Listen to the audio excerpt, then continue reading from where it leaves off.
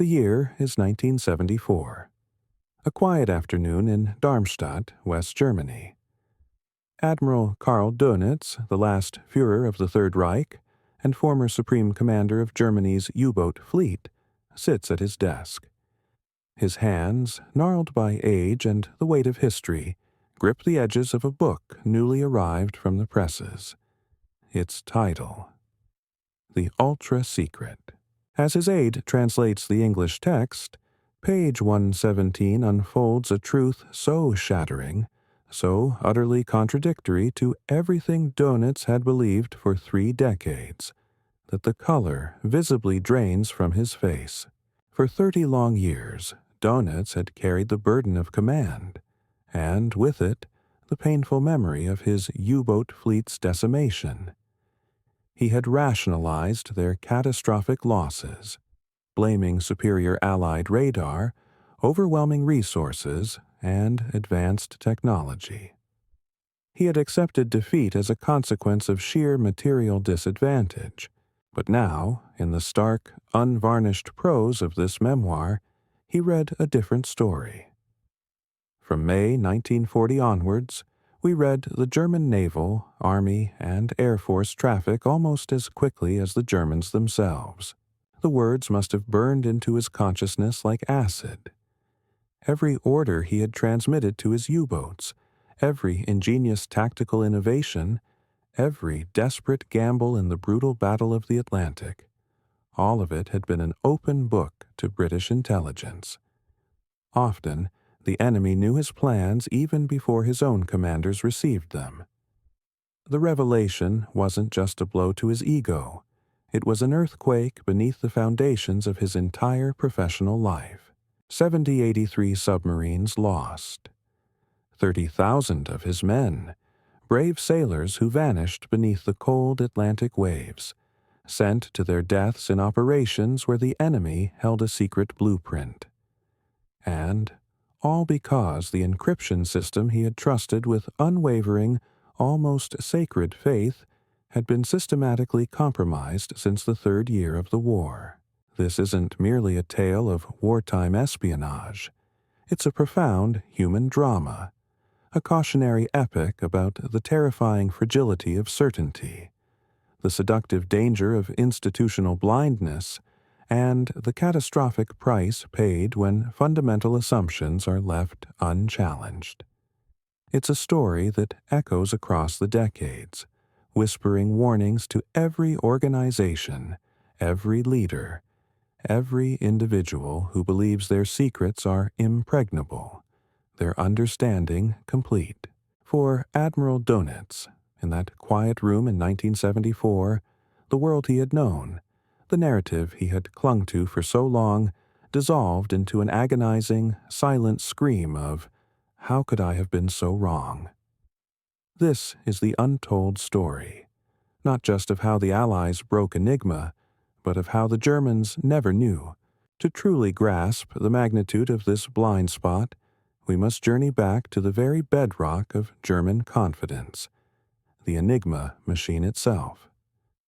Imagine a device of seemingly impregnable complexity, a marvel of electromechanical engineering that, in the 1930s, represented the absolute pinnacle of secure communication. German cryptographers, leading figures like Dr. Erich Hüttenheim, who helmed the Wehrmacht's cipher department, the WW2 looked at Enigma and saw mathematical perfection. They had every reason to feel secure. The standard 3-rotor Wehrmacht Enigma machine offered 17,576 possible rotor positions. Multiply that by 60 different rotor arrangements, and you already have over 1 million primary configurations. But the true genius, the German trump card, lay in the plug-board connections. Factor those in, and the number of possible combinations exploded to an astronomical 158 quintillion, 158 quadrillion, 962 trillion, 555 billion, 217 million, 826,360 possible settings. say that number out loud. It's mind-boggling. It sounds like a number pulled from science fiction, not a machine used in the field. From a purely mathematical perspective, Enigma's security appeared unassailable.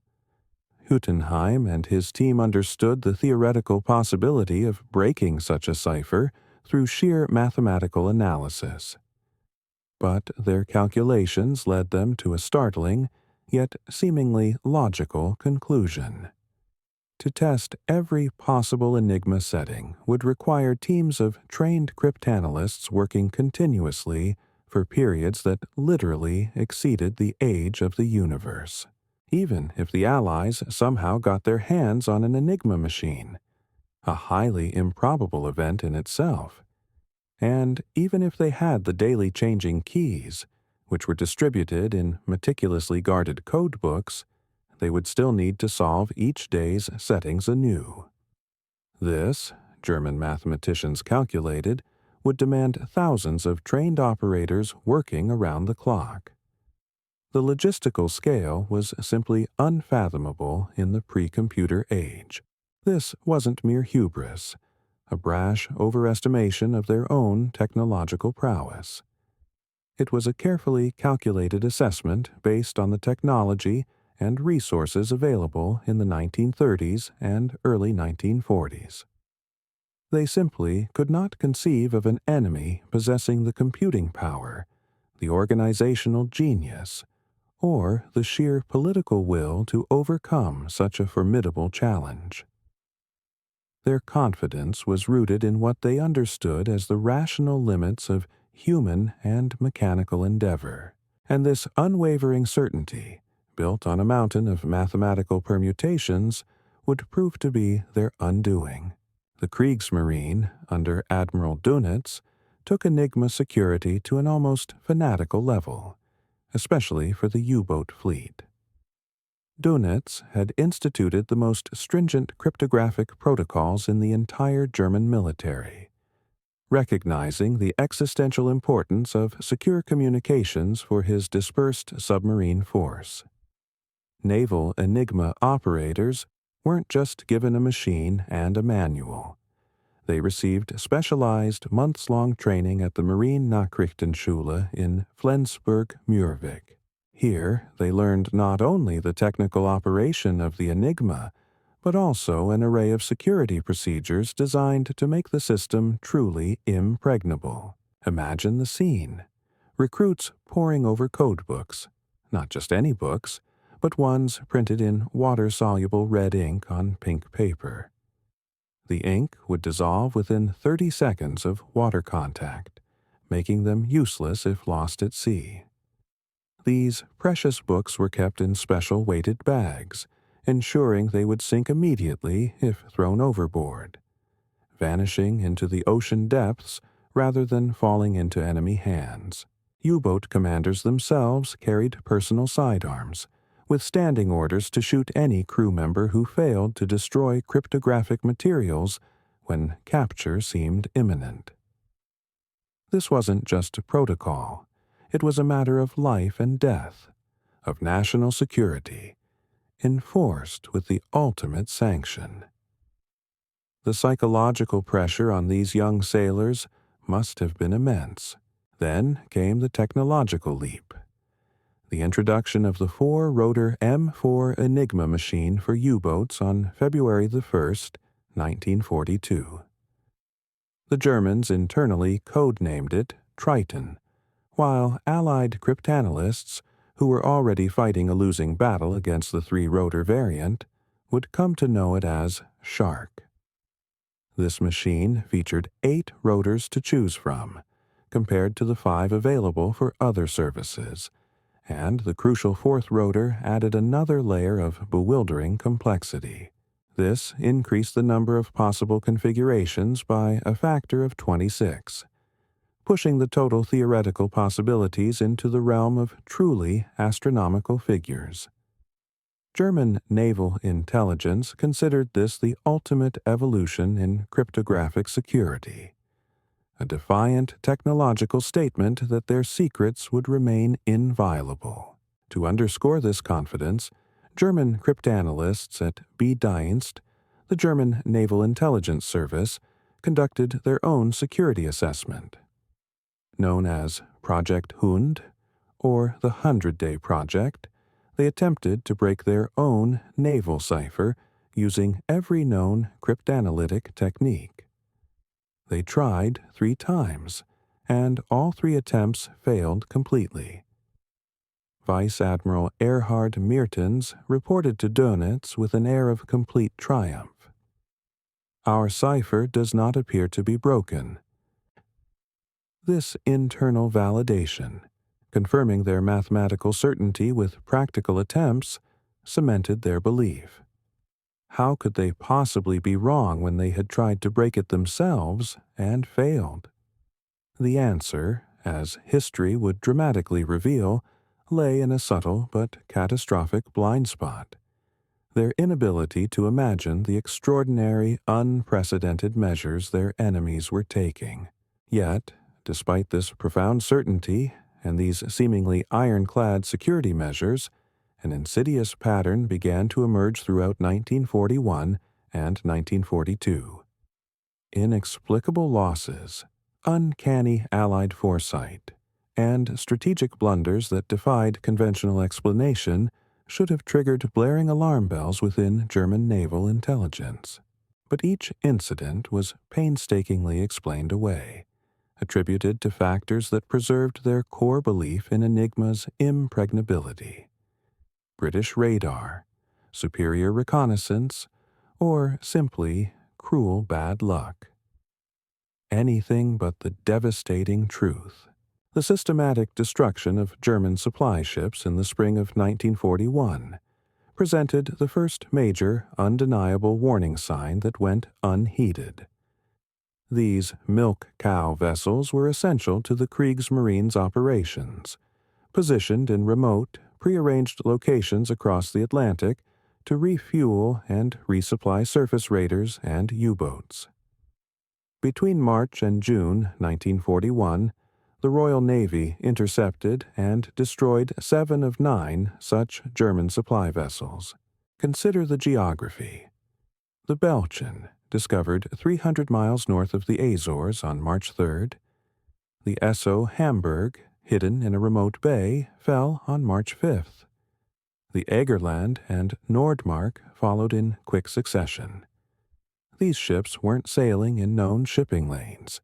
They were positioned in locations so remote, so strategically obscure, that chance discovery seemed statistically impossible.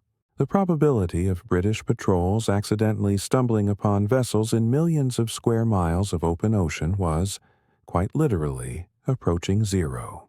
Yet, when Captain Ludwig Stummel of B-Dienst investigated these staggering losses, his official report concluded that British success must be attributed to improved radar technology and systematic ocean surveillance.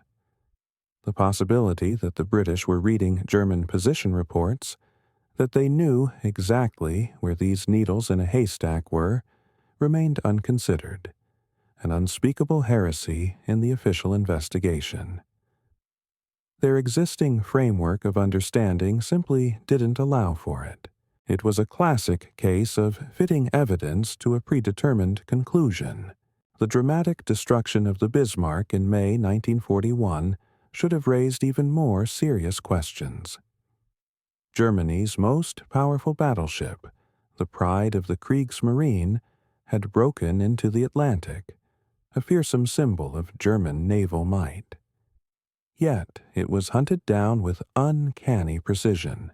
When Luftwaffe General Hans Jaschonek received reports that British aircraft seemed to know exactly where to search in the vast expanses of the Norwegian Sea and North Atlantic, he dismissed subordinates' security concerns with crushing certainty. "It is impossible that the enemy is reading our ciphers. Our specialists have established this beyond doubt." This wasn't just institutional arrogance. It was an organizational paralysis rooted in a blind faith that made critical self-assessment impossible. But nowhere was this hidden catastrophe more evident, more devastatingly quantifiable than in the Battle of the Atlantic itself. U-boat losses began climbing steadily from late 1941 onwards, defying tactical innovations and technological improvements. Dönitz, in his war diary entry for January 12, 1942, expressed his profound mystification at the interception of supply submarine U-459 in an impossibly remote location, 800 nautical miles west of Freetown. His urgent inquiry to Berlin brought the standard, infuriating response from naval intelligence. An insight into our cipher does not come into consideration. The statistics screamed a story of systematic destruction that defied all conventional explanations. In 1941, Germany lost 35 U-boats. In 1942, despite the introduction of the supposedly impregnable four-rotor Enigma machines, losses climbed to 85. By 1943, they reached catastrophic, unsustainable proportions. 237 submarines destroyed in a single year. May 1943 alone, a period forever etched into the grim annals of German submariners as Black May, saw 41 U-boats sent to the bottom, representing over one-third of all operational boats at sea. Yet, German analysts consistently found alternative explanations. When Allied convoys began taking seemingly impossible evasive actions, avoiding wolf packs with uncanny precision, Dönitz blamed Allied aircraft equipped with new, superior radar systems. When U-boats were caught on the surface with disturbing frequency, German scientists theorized that the British had developed radar capable of detecting submarines at ranges up to 60 nautical miles. A technological impossibility at the time, but one that was nevertheless more believable to German minds than cryptographic compromise. The mounting losses triggered increasingly desperate investigations by German intelligence, each more thorough than the last, yet all suffering from the same fundamental, fatal blind spot: the unshakable assumption that Enigma remained secure. The cognitive dissonance was profound, almost pathological. They were willing to believe in impossible enemy technology rather than question their own foundational security.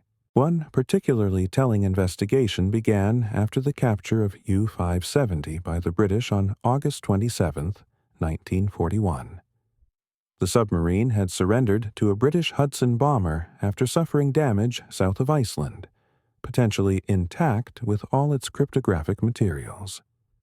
Captain Ludwig Stommel of B-Dienst was again assigned to investigate the security implications. His investigation was meticulous, involving interviews with survivors, analysis of the submarine's last messages, and a painstaking reconstruction of the probable timeline of its capture. Stummel's October 1941 report vividly revealed the cognitive trap that would persist throughout the war. He acknowledged that if the British had indeed captured the Enigma machine and codebooks intact, they could theoretically read German naval traffic. But he immediately dismissed this possibility. The acute disquiet about the compromise of our secret operation cannot be justified, he wrote with a stunning lack of self-awareness. Our cipher does not appear to be broken.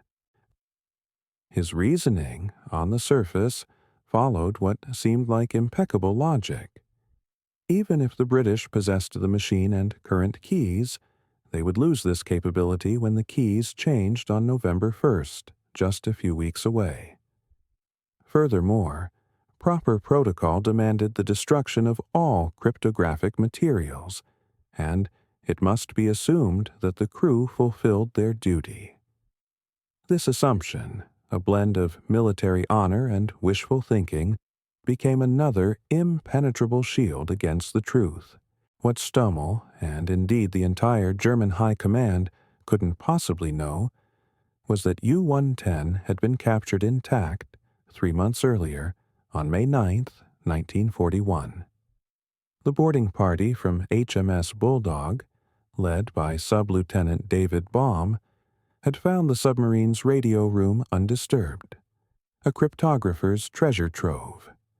Code books spread on the table, the Enigma machine still warm from use, its rotors set for the day.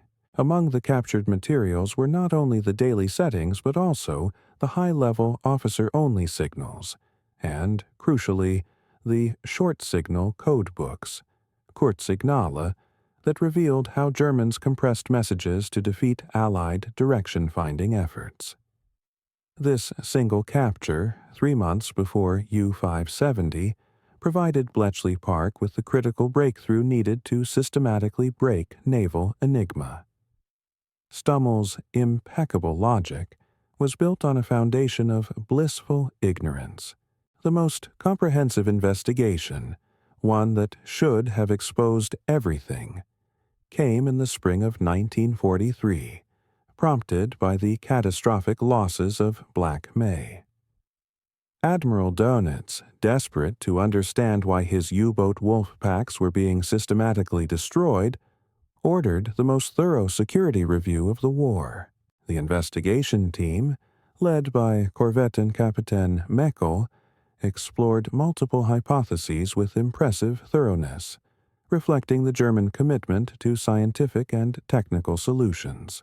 Their first theory focused on the METOX radar warning receivers carried by U-boats. German scientists hypothesized that these devices might be re-radiating signals, inadvertently betraying submarine positions to the enemy. A Focke-Wulf FW200 Condor aircraft, specially equipped with detection equipment, confirmed that METOX emissions could indeed be detected at ranges up to 110 kilometers. All U-boats were immediately ordered to cease using their radar detection equipment.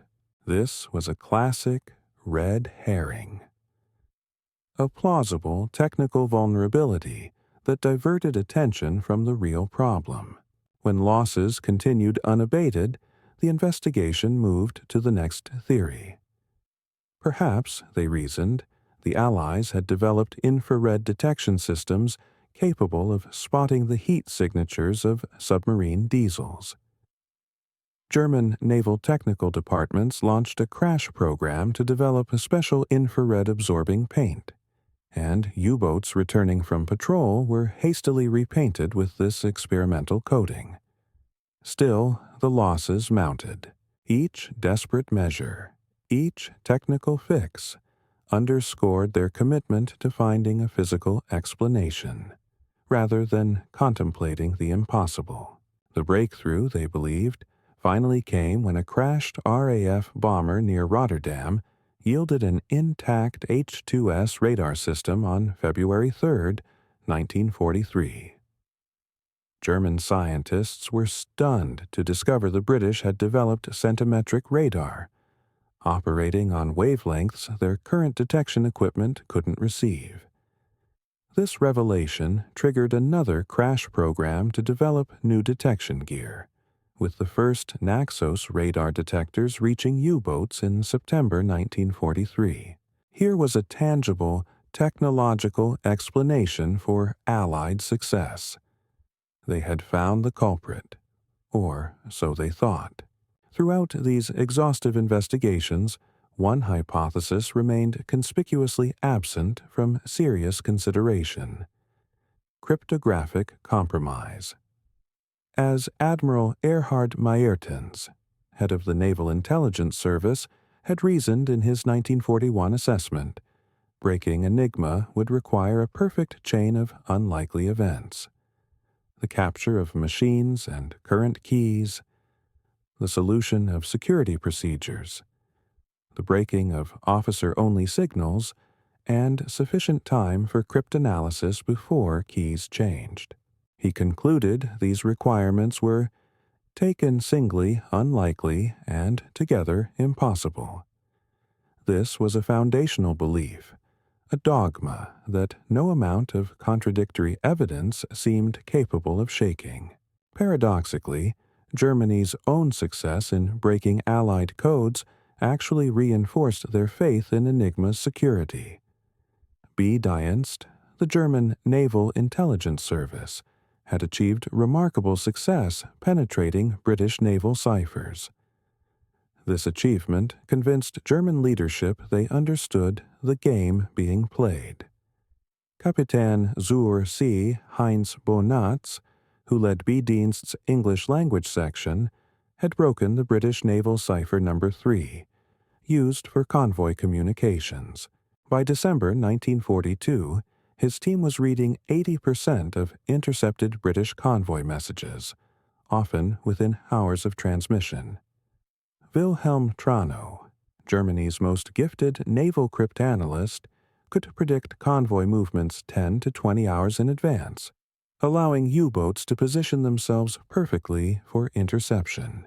This success created a dangerous psychological dynamic. German naval intelligence officers reasoned that if breaking codes required such enormous effort and specialized talent, B-Dienst employed over 5,000 personnel at its peak. Then surely the British faced similar or greater challenges attacking Enigma. They knew from experience that even with captured codebooks, maintaining continuous access to enemy communications required constant vigilance and frequent failures when codes changed. What they failed to recognize was that while they celebrated reading British convoy routes, the British were reading virtually everything else. U-boat positions, patrol orders, supply arrangements, tactical innovations, even Dönitz's personal assessments sent to Hitler. The Germans were winning tactical victories while losing the strategic war, but their tactical successes blinded them to the strategic catastrophe unfolding around them. The supreme irony came in spring 1943, when B-Dienst's success actually accelerated German defeat. Reading British convoy communications, Trano could position wolf packs with perfect precision. But the British, reading both German positioning orders and their own compromised communications, knew exactly where the U-boats were gathering. They would then route convoys around the wolf packs, while simultaneously vectoring hunter-killer groups directly onto the waiting submarines. The Germans celebrated their code-breaking success even as their U-boats sailed into carefully prepared traps. Captain Heinz Bonatz would later write in his unpublished memoirs about his growing suspicions in late 1943. The enemy seemed to have an uncanny knowledge of our dispositions. Convoys would alter course at the last possible moment, always just beyond our patrol lines. Supply submarines were caught at remote refueling points. It was as if they could see our operations unfolding. Yet, when he raised these concerns, he was told repeatedly and dismissively that Enigma's security had been mathematically proven. The weight of this mathematical dogma was crushing, stifling any true inquiry. The preservation of the ultra-secret, the code name for intelligence derived from broken Enigma traffic, represented one of the most successful deception operations in military history, a testament to Allied ingenuity and discipline.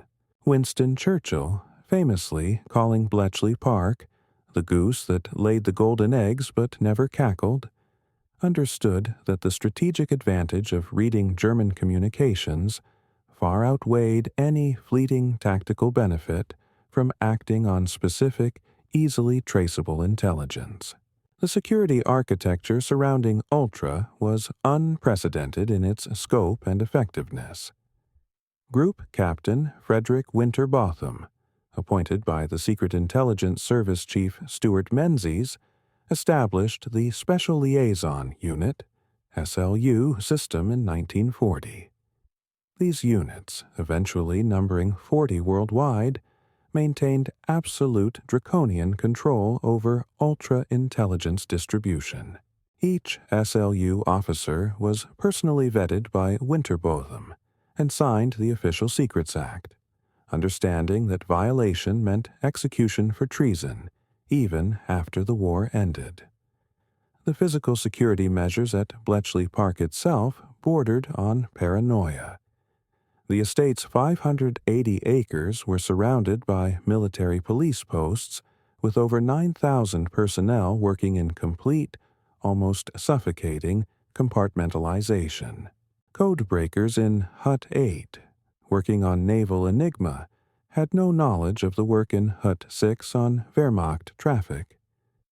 Even within huts, personnel knew only their specific task.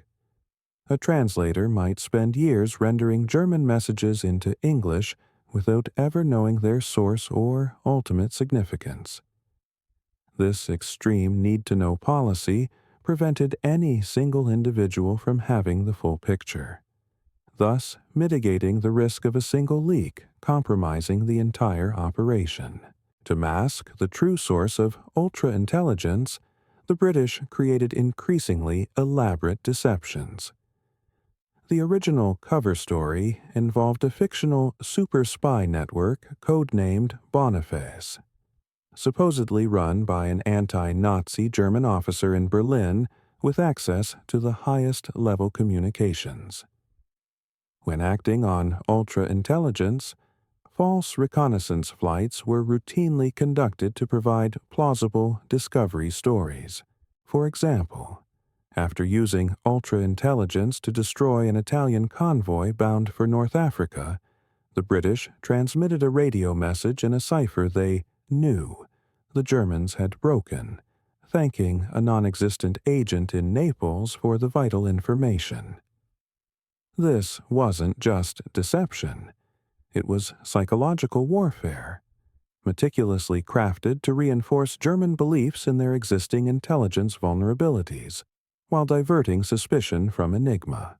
The most sophisticated deception involved the careful calibration of action versus inaction. The Admiralty's Operational Intelligence Center, under Commander Roger Wynne, developed precise protocols for using ultra-intelligence. Attacks on U-boats were timed to occur only after plausible detection opportunities, such as a chance aircraft sighting or a surface vessel contact. When Ultra revealed U-boat refueling rendezvous points, attacks were delayed until the submarines had been together long enough that discovery might seem coincidental. Sometimes, preserving Ultra meant accepting terrible, heartbreaking losses. On November 14, 1940, German bombers devastated Coventry in a raid that killed 568 civilians. Post-war mythology claimed Churchill knew from Enigma decrypts that Coventry was the target, but refused to evacuate the city to protect Ultra. Declassified documents reveal a more complex, nuanced, but equally agonizing truth. Enigma had revealed Operation Moonlight Sonata was planned, but initially indicated 5 possible targets. When radio beam navigation finally confirmed Coventry as the target just hours before the raid, immediate defensive measures were taken, including fighter patrols and anti-aircraft reinforcements. The story of Churchill's sacrifice was itself a post-war deception, carefully cultivated to hide the actual capabilities and, crucially, limitations of ultra-intelligence. The dilemma was constant. How much tactical loss could be endured to preserve the strategic advantage that ultimately saved millions of lives? March 25, 1941. In Hut 8 at Bletchley Park, a young woman named Mavis Lever, later Batty, sat hunched over intercepted Italian naval messages. She had been working 16-hour days, eyes aching, mind racing, attempting to break the Italian naval Enigma variant. And suddenly, the patterns clicked. The message she decoded was electric in its implications. Today, 25th of March, is day -3 for the start of the operation. Mavis immediately understood the significance. The Italian fleet was planning a major operation in exactly 3 days. Working through the night with her colleague Margaret Rock, she decoded additional messages, meticulously piecing together the complete Italian battle plan. Admiral Angelo Iachino would sortie with the battleship Vittorio Veneto, 6 heavy cruisers, and 17 destroyers to attack British convoys between Egypt and Greece. The intelligence reached Admiral Andrew Cunningham, commanding the British Mediterranean Fleet in Alexandria, within hours. Cunningham, a theatrical commander who understood the profound importance of deception, spent March 27th ostentatiously playing golf at the Alexandria Sporting Club, ensuring Italian spies would report that the British fleet showed no signs of preparation. This theatrical nonchalance was a carefully orchestrated performance, designed to lull the enemy into a false sense of security. That night, after returning to his flagship HMS Warspite with studied casualness, he ordered the fleet to sea. The Italian fleet had no idea they were sailing into a carefully prepared ambush. British torpedo bombers from the carrier HMS Formidable struck first, damaging Vittorio Veneto and crippling the heavy cruiser Pola. When Italian cruisers Zara and Fiume returned to assist Pola after dark, they sailed directly into the guns of Cunningham's battleships at point-blank range. In minutes, both cruisers and 2 destroyers were destroyed. Over 2,400 Italian sailors died, including Admiral Carlo Cataneo and the captains of all 3 lost cruisers. Admiral Iachino, surviving aboard the damaged Vittorio Veneto, attributed the disaster to British radar superiority and lucky reconnaissance. In his after-action report, he wrote, "The enemy's discovery of our force must be attributed to their superior aerial reconnaissance and radar technology, which allowed them to track our movements even at night." The possibility that the British had been reading Italian naval orders for days never entered Italian or German analysis. The psychological impact rippled through Axis naval planning. Hitler, already skeptical of surface naval warfare after the loss of the Graf Spee, saw Matapan as confirmation that the Mediterranean was a British lake. The Italian fleet, which had posed a significant threat to British convoys, never again attempted major offensive operations. Yet, through it all, neither Italian nor German intelligence suspected that cryptanalysis, not reconnaissance or radar, had orchestrated their destruction. The blind spot remained absolute. May 18, 1941, 11:30 p.m. At Bletchley Park, the teleprinter in Hut 8 clattered to life with an intercepted German naval message. Harry Hinsley, a 21-year-old Cambridge undergraduate turned cryptanalyst, recognized its significance immediately. The message, from Admiral Günther Lutyens aboard the battleship Bismarck, reported his departure from Gotenhafen, modern Gdynia, for Operation Rheinübung, an Atlantic commerce raiding mission. The British Admiralty had been anticipating this moment for months. Bismarck represented the greatest threat to Atlantic convoys since the war began. With its 8 15-inch guns and advanced fire control systems, it could destroy any British cruiser and outrun any battleship capable of fighting it. If Bismarck reached the Atlantic shipping lanes, the massacre would be unprecedented, potentially altering the course of the war. But, forewarned by ultra-intelligence, the Royal Navy had precious time to prepare. Admiral John Tovey positioned the home fleet to intercept, while Force H under Admiral James Somerville moved north from Gibraltar. The cruisers HMS Norfolk and HMS Suffolk were stationed in the Denmark Strait, with specific orders to shadow using their new Type 284 radar. Every movement, every deployment, had been choreographed based on intercepted German messages. When Bismarck was finally spotted in the Denmark Strait on May 23rd, the British painted the discovery as lucky reconnaissance by the cruiser HMS Suffolk. In reality, ultra-intelligence had revealed not just Bismarck's route, but its precise timetable. The subsequent battle that destroyed HMS Hood was a tactical disaster the British hadn't anticipated. A tragic loss of life, but the strategic victory was already assured. Bismarck was now damaged, leaking oil, and tracked by radar-equipped shadowers whose positions were updated by continuing Enigma intercepts. On May 25th, Admiral Lutyens made a fatal error. Unaware that British radar contact had been temporarily lost, he transmitted a long radio message to Naval Group West, describing his damage and intentions. The transmission lasted over 30 minutes, more than enough time for British direction-finding stations to plot his position. But more importantly, the message was decoded at Bletchley Park within hours, revealing that Bismarck was heading for Brest and had insufficient fuel for evasive maneuvering. The final act unfolded with grim inevitability. Catalina flying boats accidentally spotted Bismarck precisely where ultra-intelligence placed it.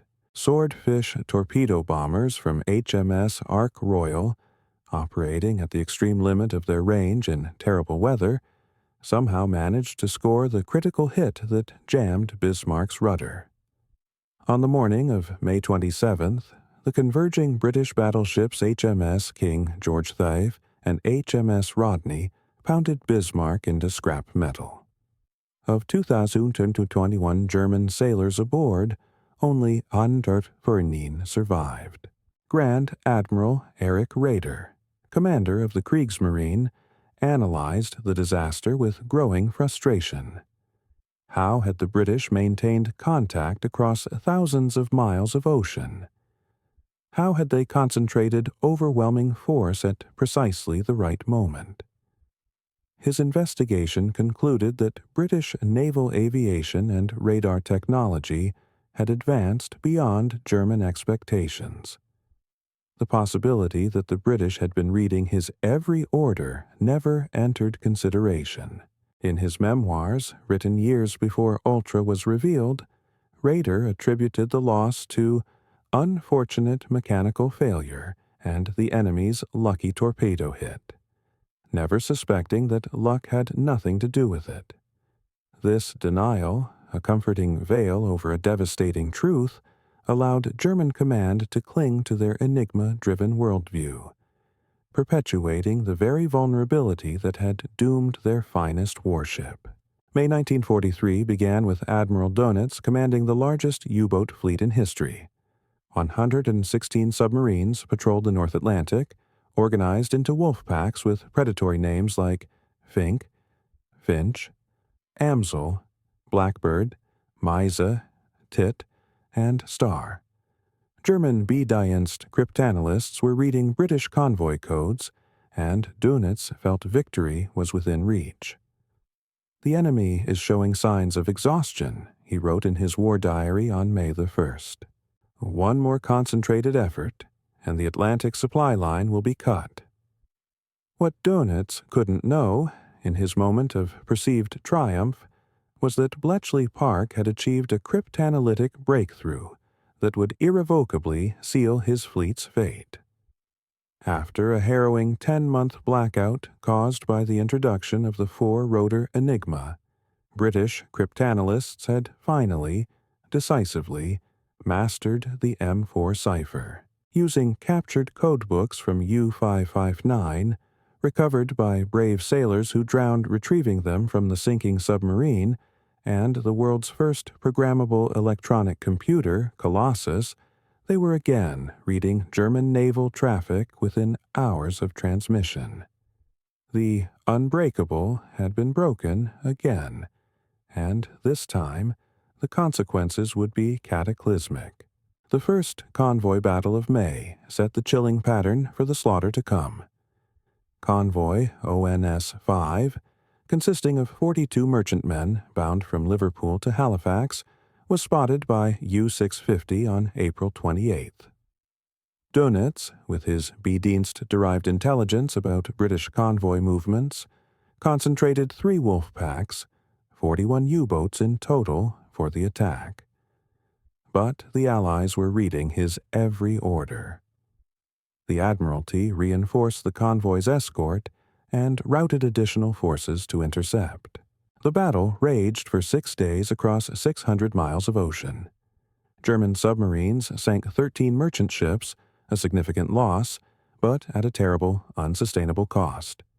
7 U-boats were destroyed by the convoy escorts. U-192, commanded by Kapitän Lieutenant Verneberg, was depth-charged by HMS Lüsestrife. U-638 went down with all hands after being rammed by HMS Sunflower. U-25, U-531, U-438, U-630, and U-528 followed in quick succession. For the first time in the war, the exchange rate dramatically favored the Allies. But this was just the beginning of Black May. As May progressed, each convoy battle became a massacre of German submarines. Reading German deployment orders, the Allies routed convoys through gaps in the patrol lines, while simultaneously vectoring hunter-killer groups directly onto Wolfpack assembly points.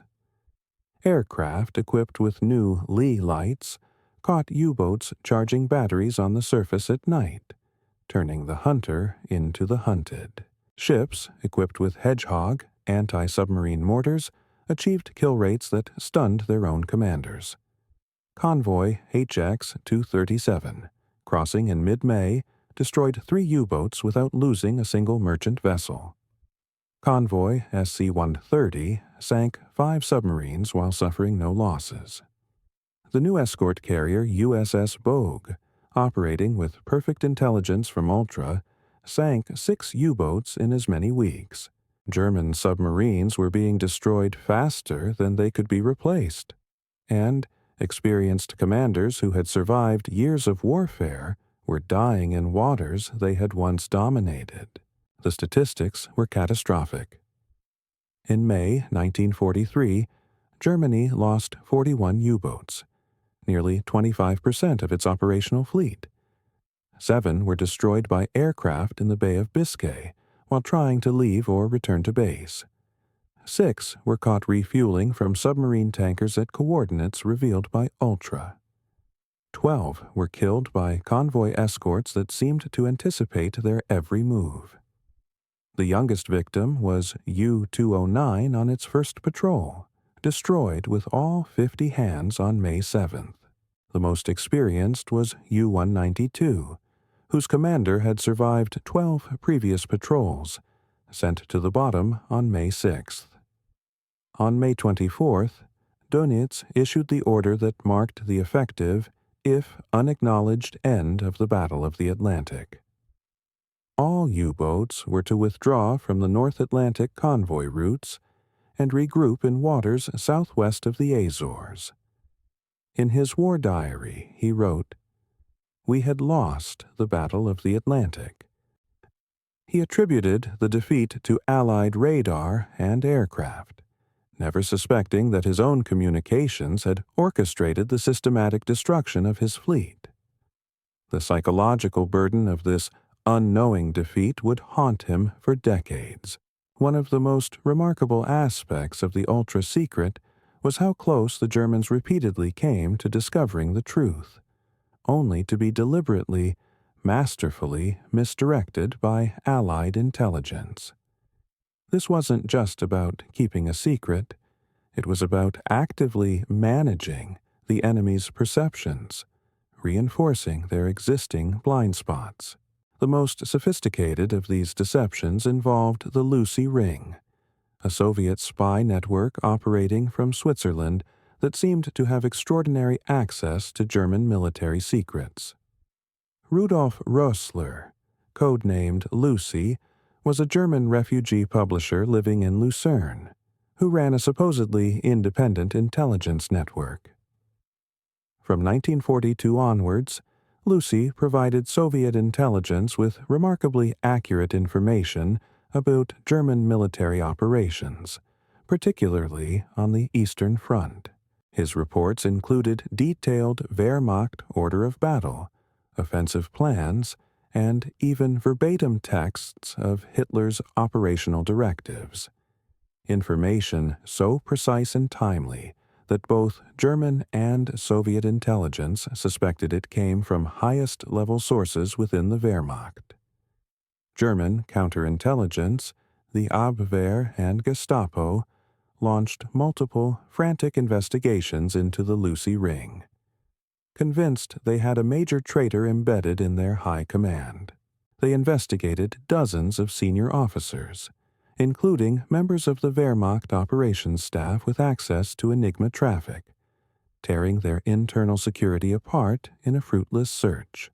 What they never discovered was that Lucy's information came not from traitors, but directly from Bletchley Park. It was laundered through Swiss intelligence to disguise its true source. The British faced a delicate problem. Soviet forces desperately needed ultra-intelligence to counter German offensives, but Stalin was deeply suspicious of British motives and highly unlikely to trust intelligence directly from his capitalist allies. Moreover, directly sharing ultra with the Soviets risked exposure through their less secure communication methods and the potential presence of German agents within Soviet intelligence. The solution was elegant, almost Machiavellian. Ultra-intelligence was selectively passed to Swiss intelligence, who then fed it to Rössler with the cover story that it came from anti-Nazi officers in the Wehrmacht. Rössler then transmitted it to Soviet intelligence through his handler, Alexander Rado. The Soviets, believing they had their own source independent of the Western Allies, acted on the intelligence with confidence, often with devastating effect against the Germans. And the Germans, discovering the accuracy of Lucy's reports through their own agents, launched investigations that pointed everywhere except Bletchley Park. It was a perfect, self-reinforcing deception, exploiting the internal political dynamics of the Allied powers and the ingrained biases of the German command. Throughout 1943 and 1944, evidence of Allied foreknowledge accumulated to levels that should have been undeniable. Yet, German investigators, trapped by their fundamental assumption of Enigma's security, consistently found alternative, often increasingly convoluted, explanations. The systematic destruction of U-boat supply submarines provided the most obvious and quantifiable evidence. These milk cow submarines operated at secret refueling points in remote areas of the Atlantic, their positions known only to U-boat command and the submarines they were scheduled to supply. Between June and August 1943, 10 of 14 supply submarines were destroyed. Most caught precisely at their refueling coordinates. U-459 was destroyed on July 24th while refueling U-117 at a position 500 miles from the nearest shipping lane. U-489 was caught on August 4th at coordinates that had been transmitted just 48 hours earlier. Kapitän zur See Hermann Mohr, investigating these losses for naval intelligence, wrote in his report, "The probability of chance discovery of our supply operations is mathematically negligible. Either the enemy has developed detection capabilities beyond our current understanding, or we have a serious breach of security." Yet, his investigation focused entirely on possible human intelligence sources. Crew members who might have been turned, neutral sailors who might have observed departure patterns, even the possibility of Allied agents with radio transmitters near French bases. The idea that the British were simply reading German position reports was never seriously considered.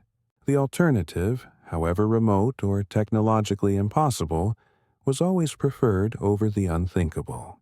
Even more damning evidence came from the precision of Allied operations against new German weapons and tactics.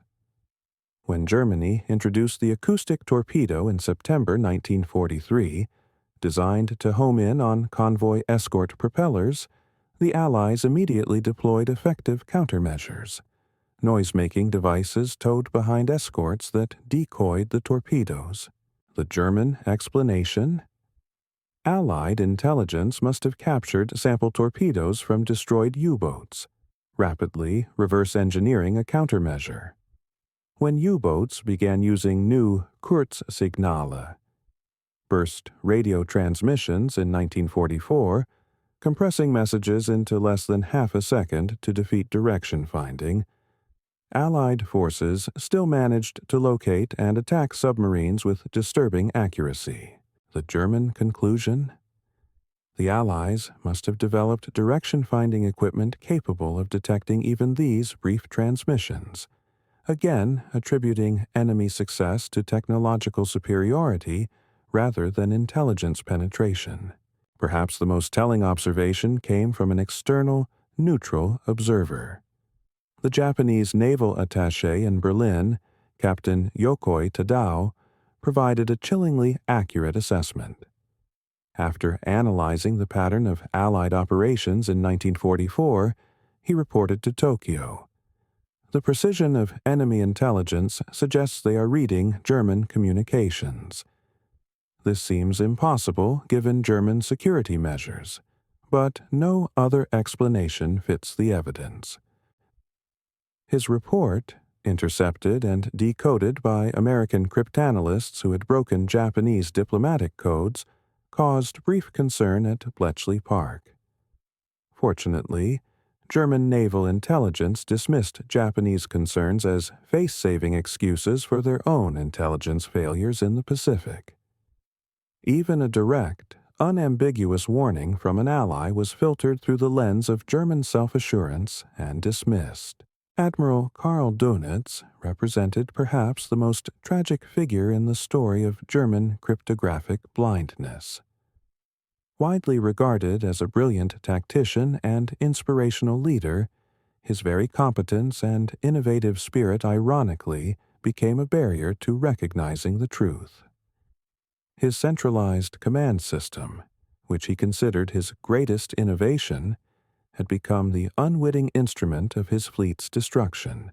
Dönitz had revolutionized submarine warfare through his Befehlshaber der U-Boot (BDU) tactic, centralized tactical control from his headquarters. Using powerful radio transmitters, he personally directed wolf pack operations from situation rooms in Lorient, Paris, and finally Berlin. Every U-boat commander reported position, fuel state, torpedo inventory, and contact reports back to BDU. Dönitz would then orchestrate attacks like a conductor directing a symphony, vectoring boats onto convoys with precise timing and positioning. This system, while tactically brilliant, required constant radio communication, precisely what allowed Bletchley Park to track every U-boat in the Atlantic. Dönitz transmitted over 70 radio messages daily to his fleet, each one decoded by British cryptanalysts. His detailed orders revealed not just current positions, but future intentions, patrol patterns, and tactical innovations. He was, in effect, providing the Allies with a real-time, high-definition strategic map of his entire operation. Yet, Dönitz's faith in his system never wavered.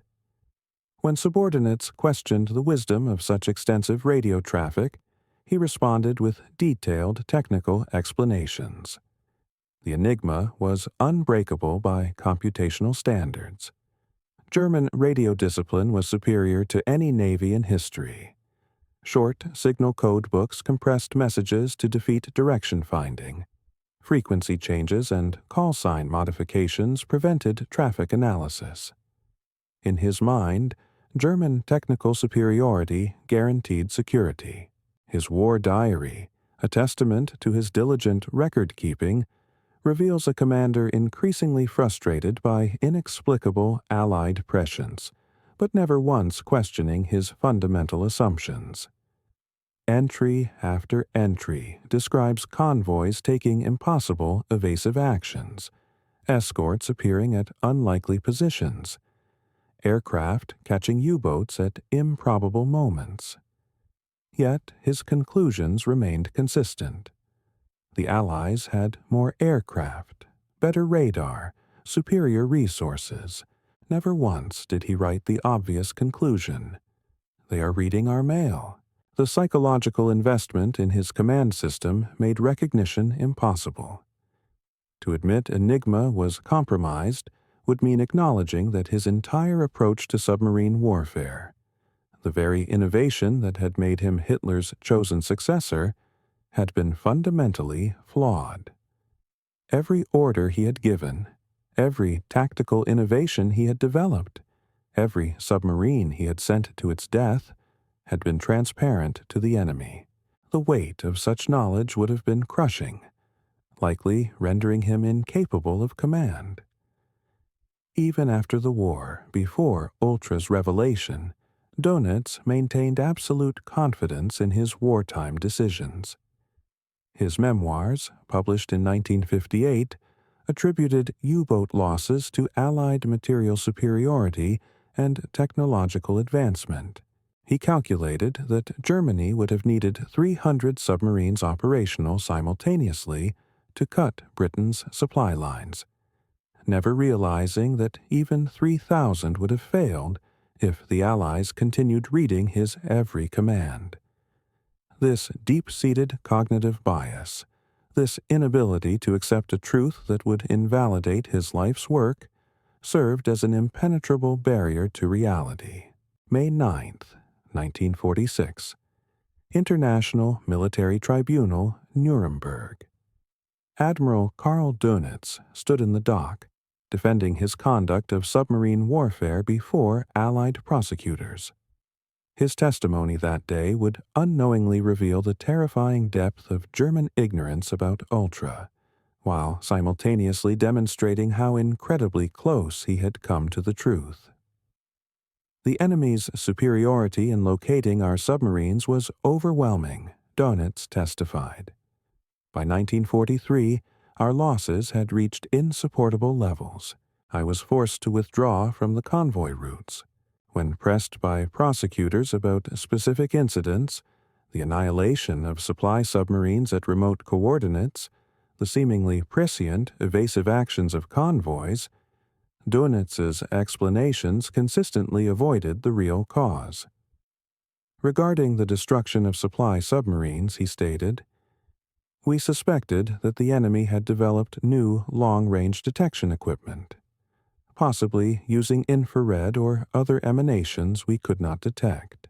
We also investigated the possibility of traitors, but found no evidence." When asked about convoys that seemed to avoid wolf packs with supernatural precision, Dönitz replied, "The enemy's air reconnaissance had reached saturation levels. They could maintain almost continuous surveillance of vast ocean areas. Combined with their radar capabilities, they could track our movements and route convoys accordingly." The prosecution, fully aware of Ultra but bound by a secrecy that would last another 28 years, pressed Dönitz on specific intelligence failures without revealing their true source. They asked about the interception of U-459 at precise refueling coordinates, the destruction of wolf packs at assembly points, the failure of every major tactical innovation within weeks of implementation. To each question, Dönitz had a technical explanation. High-frequency direction finding, HF, DF, or HUF-DUF, centimetric radar, talk between ships, TBS, radio systems that allowed instant coordination of escort groups, air-to-surface vessel, ASV radar, magnetic anomaly detection, MAD equipment, sonobuoys. Each explanation was partially correct. These technologies did exist and were employed, but none addressed the fundamental intelligence advantage that made their application so devastatingly effective. Dönitz could identify the means of Allied success, but never the ultimate source of their knowledge. The most telling exchange came when prosecutor Sir David Maxwell Fyfe questioned Dönitz about his investigations into security breaches. "Admiral, did you at any time suspect your communications were compromised?" "I investigated this possibility multiple times," Dönitz responded, his voice firm. "Our cryptographic experts assured me that Enigma was mathematically secure. Breaking it would require resources beyond any nation's capability." "Yet your losses continued to mount." "Yes, but this was due to enemy technological superiority, not intelligence failure. They had radar that could detect a periscope at 20 meters, aircraft that could appear without warning, weapons systems we could not counter." "You never suspected they might be reading your radio traffic?" "Our communications were protected by the most sophisticated encryption system in existence. The possibility you suggest was examined and conclusively rejected by our finest mathematical minds." What makes this testimony particularly poignant in hindsight was Dönitz's obvious intelligence and analytical capability. His IQ had been tested at 138, well into the gifted range. He had correctly identified many Allied capabilities and innovations. He had asked the right questions and demanded thorough investigations. Yet the mental barrier created by his absolute faith in Enigma security proved impermeable. It was a perfect storm of professional pride, intellectual certainty, and institutional inertia. He was smart enough to see the symptoms, but too blinded by his assumptions to diagnose the true disease. Perhaps the most damning evidence of German institutional blindness came on August 10th, 1943, when Swiss intelligence, a neutral and generally reliable source, provided an explicit warning that should have triggered immediate, radical action. The Swiss intelligence service, through sources that remain classified to this day, had learned of Allied cryptanalytic success against German naval codes. Their report, delivered through diplomatic channels to Admiral Canaris of the Abwehr, German military intelligence, was stark in its implications. Over the last few months, Germany's naval ciphers, which are used to give operational orders to the U-boat, have been successfully broken. All orders are being read currently. The German response to this unambiguous warning revealed the terrifying depth of their psychological investment in Enigma's security. Dönitz, informed of the Swiss report, wrote in his war diary on August 13th, "Report from Switzerland claims enemy is reading our cipher. This is unbelievable." He ordered yet another security review, but critically, one with predetermined conclusions.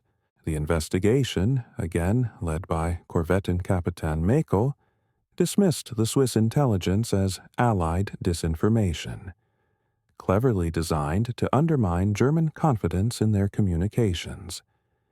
The investigating committee's reasoning was incredibly revealing. If the Allies could read German naval communications, why hadn't they achieved even more devastating victories? Why did some convoys still blunder into wolf packs? Why did U-boats sometimes successfully evade hunter-killer groups? These questions, of course, had simple answers. The Allies deliberately allowed some losses to preserve their ultra-secret. But German investigators couldn't imagine such strategic restraint, such calculated inaction. German counterintelligence also investigated the source of the Swiss information. They concluded it must have come from Allied agents attempting to create paranoia within the German Naval Command. The possibility that neutral Swiss observers had simply observed the obvious, that Allied operations showed clear evidence of foreknowledge, was never seriously considered. The truth was too simple, too devastating, too unbelievable. The German failure to conceive of Bletchley Park's operation stemmed partly from their inability to imagine the technological and organizational innovations that made industrial-scale code-breaking possible. German cryptanalysts worked with paper, pencils, and mechanical calculating machines. The idea of electronic computation, of machines that could test thousands of Enigma settings per hour, existed only in the realm of science fiction for them. They were fighting a 20th century war with a 19th century mindset when it came to information processing. By 1944, Bletchley Park had become the world's first industrial-scale computing center, a prototype for the digital age that lay ahead. The Colossus machines, designed by Tommy Flowers and absolutely secret even within Bletchley Park, could process 5,000 characters per second, a speed that German mathematicians wouldn't have believed possible. These were the world's first programmable electronic digital computers, a monumental leap in technology developed in absolute secrecy. The bomb machines, developed from Polish designs by the brilliant Alan Turing and Gordon Welchman, could test over 17,000 Enigma positions in 20 minutes, work that would take human cryptanalysts months. This was not just faster, it was a fundamental shift in the scale and nature of cryptanalysis. The organizational structure was equally beyond German imagination. Bletchley Park employed over 9,000 people by 1945, a massive, dedicated workforce. Critically, 80% of these personnel were women who operated the bomb and Colossus machines, transcribed intercepts, and managed the vast filing systems that tracked millions of decoded messages. 3 shifts operated 24 hours daily, processing over 3,000 intercepted messages per day at peak capacity. Messages were prioritized by operational importance, with U-boat communications receiving the highest priority for naval intelligence. The systematic approach to cryptanalysis would have amazed, and likely terrified, German experts. Every Enigma message ever decoded was filed and cross-referenced. Patterns in operator behavior were cataloged. Lazy operators who used girlfriends' names as message keys. Predictable weather reports that provided cribs, known plaintext. Standard military phrases that appeared in routine communications. The British had industrialized a process Germans still considered an art, a realm of individual genius. Dr. Erich Huttenheim, when interrogated by TICOM, Target Intelligence Committee, in 1945, and told of Bletchley Park's scale, reportedly said, with a mixture of awe and despair, "No wonder you broke it. You treated cryptanalysis like building bombers, mass production. We treated it like writing poetry, individual genius." This quote encapsulates the fundamental conceptual chasm that separated the adversaries. A critical moment of near discovery came on November 30, 1943, when a British Lancaster bomber was shot down near Berlin. Among the wreckage, German investigators found something that should have triggered immediate alarm. A partially burned document containing what appeared to be German naval grid references, and U-boat positions dated just 48 hours earlier. Hauptmann Wilhelm Doss of Luftwaffe Intelligence was assigned to investigate. The document was fragmentary, but clearly showed positions of 3 U-boats, U-391, U-238, and U-648, at coordinates that matched their actual locations on November 28th. This intelligence was far too precise and recent to have come from aerial reconnaissance or agent reports. Dom's investigation was thorough, but ultimately misdirected. He concluded the British must have an extensive network of agents in French ports reporting U-boat departures and returns. Combined with direction-finding fixes on German radio transmissions, this could theoretically allow rough position estimates. The possibility that the British were reading actual German position reports was mentioned in his report but dismissed with a single damning sentence. Cryptographic compromise has been ruled out by technical experts. The dogma held firm. The close call caused brief panic at Bletchley Park when they learned through ultra-intercepts that the Germans had recovered intelligence documents. Emergency procedures were immediately implemented. For the next 3 months, ultra-intelligence was distributed with even more elaborate cover stories, and any intelligence that couldn't be plausibly attributed to other sources was withheld from operational use. This tactical restraint, the deliberate decision to forgo immediate advantage to preserve the long-term secret, was a hallmark of the ultra operation, and one the Germans simply couldn't comprehend.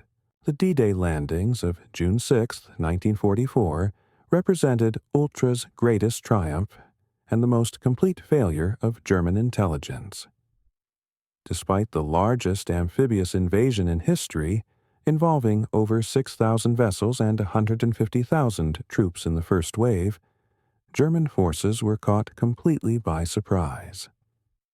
The preservation of tactical surprise, even when strategic surprise was impossible, demonstrated the totality of Allied intelligence dominance.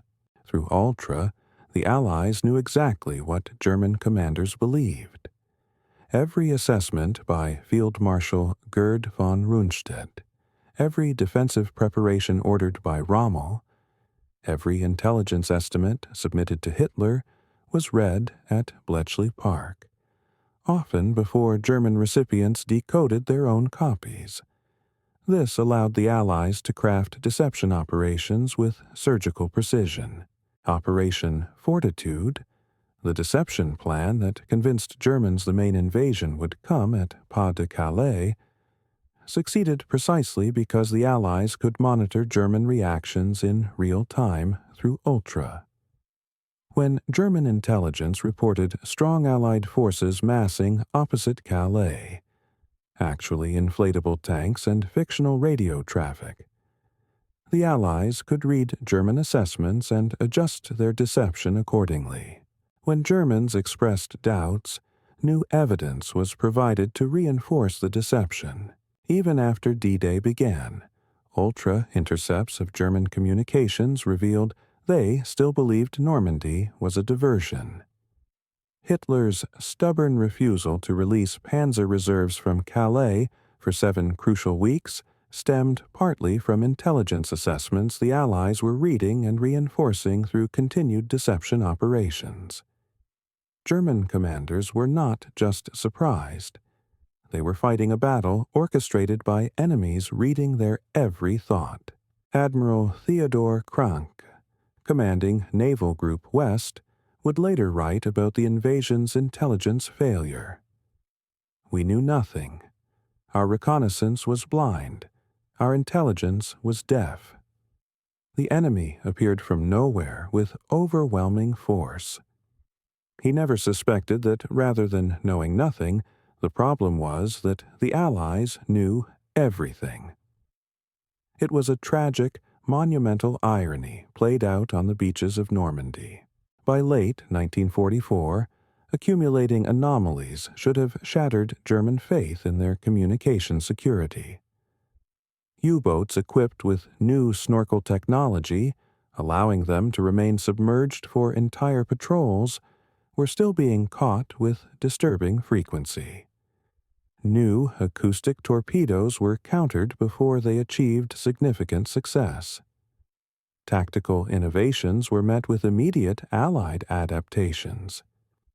Yet, German investigations continued to find alternative explanations.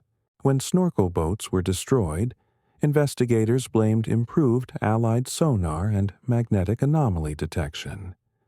When new wolf pack tactics failed, they attributed it to Allied air saturation of operational areas. When supply operations were consistently intercepted, they theorized about infrared detection of diesel exhaust or wake patterns visible from high altitude. The human capacity for self-deception, particularly when confronted with an unpalatable truth, proved immense. The most telling incident occurred in March 1945, just weeks before the war's end, when U-866 was destroyed off the American coast days after departing Norway. The submarine had maintained complete radio silence, using only its snorkel and traveling a route known only to U-boat command. Its destruction at precise coordinates should have been impossible without communications intelligence. Yet the German investigation concluded American hunter-killer groups had achieved such density off their coast that detection was inevitable. Captain Günther Hessler, Dönitz's son-in-law and chief of U-boat operations, came closest to the truth in April 1945. In a staff meeting, he reportedly said, with a chilling prescience, "Either the Americans have technology beyond our comprehension, or they are reading our thoughts." The response from Admiral Gott, Dönitz's chief of staff, was swift and dismissive. Defeatist thinking will not be tolerated. Our communications remained secure. The blind spot persisted, tragically, until the very end, May 1945. As the Third Reich collapsed, Allied intelligence teams raced across Germany in Operation TICOM, Target Intelligence Committee, tasked with capturing German cryptographic personnel and materials before they could be destroyed or fall into Soviet hands. What they discovered was a bewildering mixture of sophisticated cryptanalytic capability within Germany and stunning, almost unbelievable blindness to their own vulnerabilities. The interrogation of Dr. Erich Huttenheim, chief cryptanalyst of WW2, provided remarkable insights into German thinking. When told that the Allies had been reading Enigma traffic since 1940, Huttenheim's first response was disbelief. Impossible. The mathematical complexity is insurmountable. When shown actual decoded messages, his shock was complete. But this would require thousands of people and resources beyond imagination.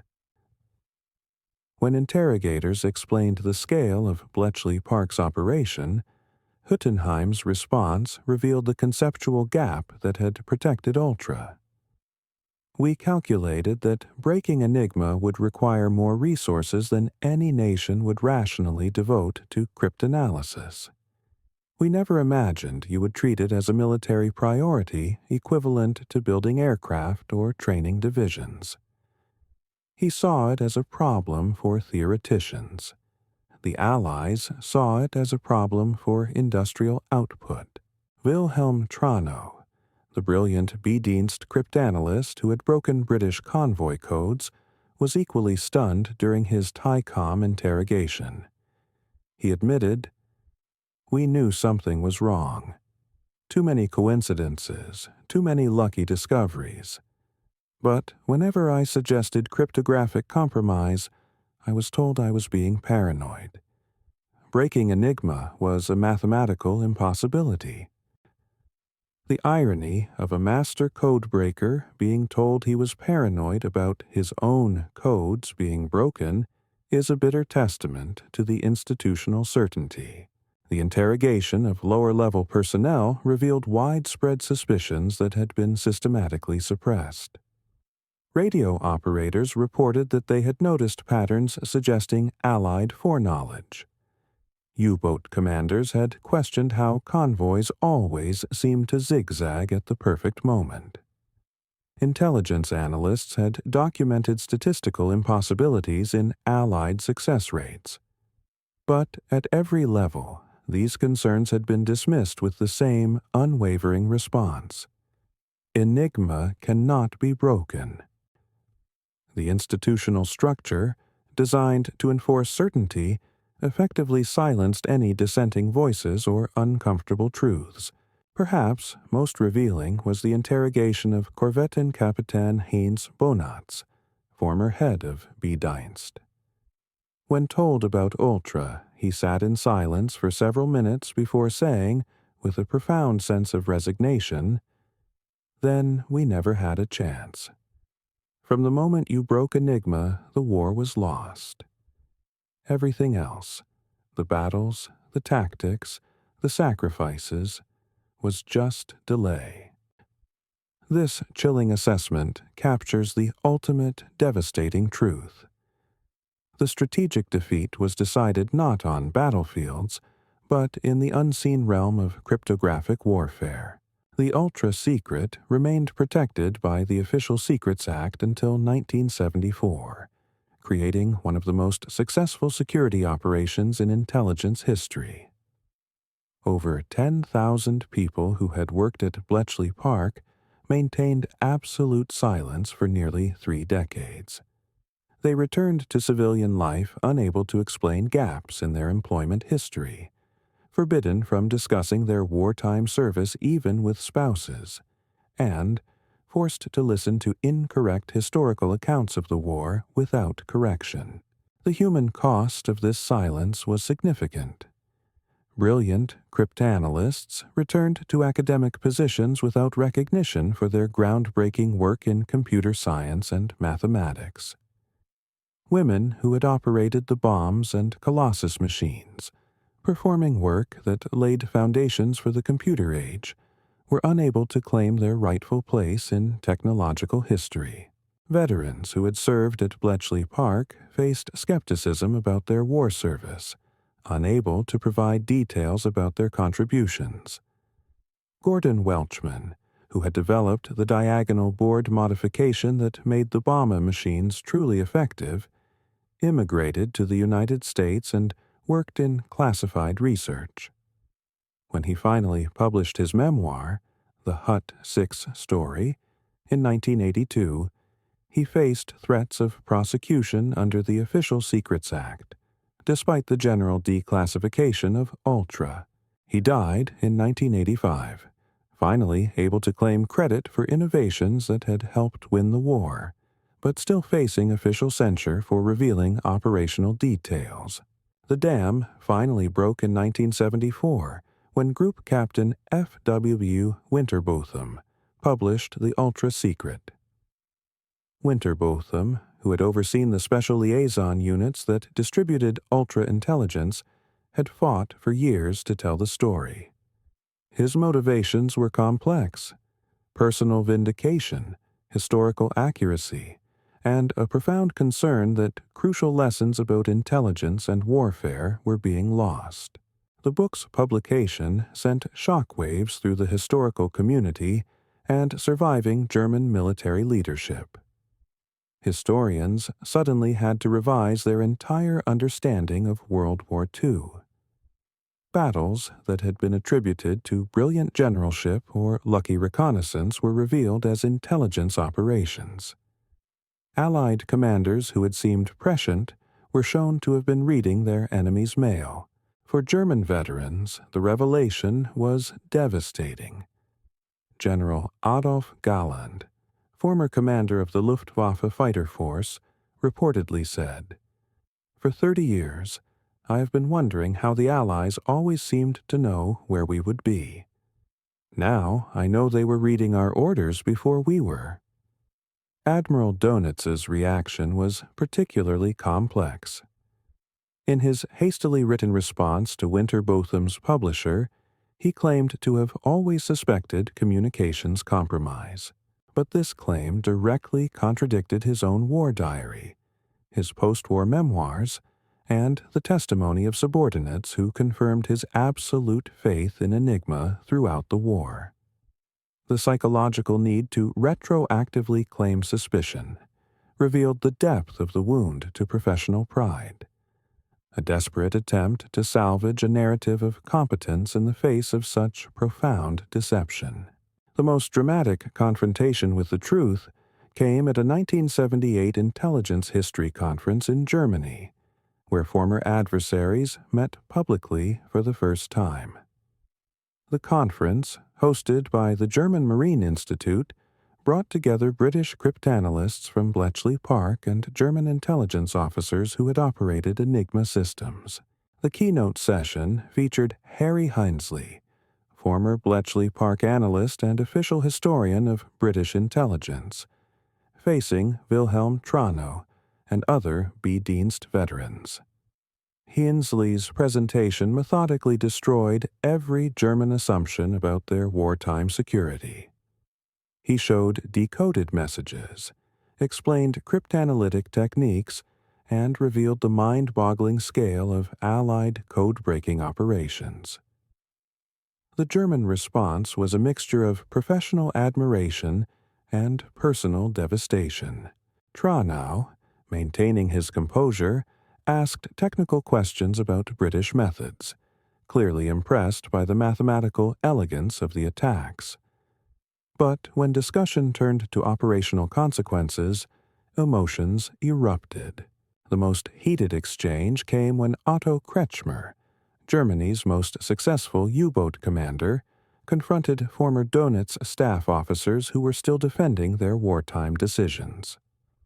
When they presented the steamroller theory, that German strategy was designed to force the Allies to commit maximum resources regardless of intelligence, Kretschmer exploded, his voice thick with years of bottled-up grief and anger. Steamroller. We were sending men to their deaths in operations the enemy knew about in advance. Every patrol order, every tactical innovation, every desperate attempt to turn the tide. They knew it all. And you still defend this as strategy? The confrontation nearly became physical before conference organizers intervened. But Kretschmer's outburst voiced what many German veterans felt. They had been betrayed, not by enemies, but by their own leadership's refusal to consider the possibility of cryptographic compromise. Their sacrifices, their bravery, their very lives had been tragically rendered meaningless by a secret they never knew.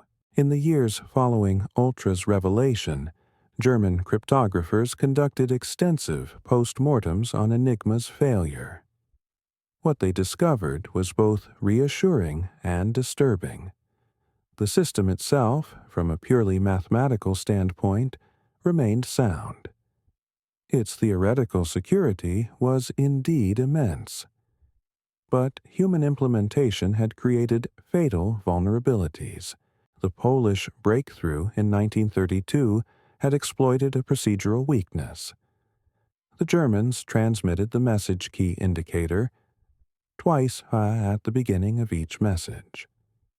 This redundancy, intended to ensure accurate reception, inadvertently provided the mathematical relationship that allowed Marian Rejewski to reconstruct the internal wiring of Enigma rotors using permutation group theory. By the time Germans eliminated this practice in 1940, the Poles had already shared their invaluable knowledge with the British.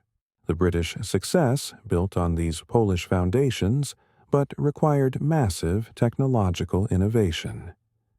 The Bombay machines, designed by Turing and Welchman, exploited the fact that no letter could encode to itself, a fundamental characteristic of Enigma's design. By testing possible rotor positions against known or guessed plain text, called cribs, the bombs could eliminate impossible settings at electronic speeds, dramatically reducing the search space. German security procedures, though elaborate, actually aided British cryptanalysis. The prohibition on repeating rotor positions for consecutive days meant British cryptanalysts could immediately eliminate yesterday's settings from consideration.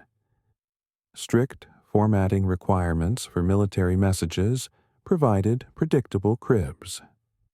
Weather reports always began with the same phrases. Supply requests followed standard formats. Daily situation reports contained repetitive elements. This made it easier for Bletchley Park to guess portions of the plaintext, which was crucial for the bombs.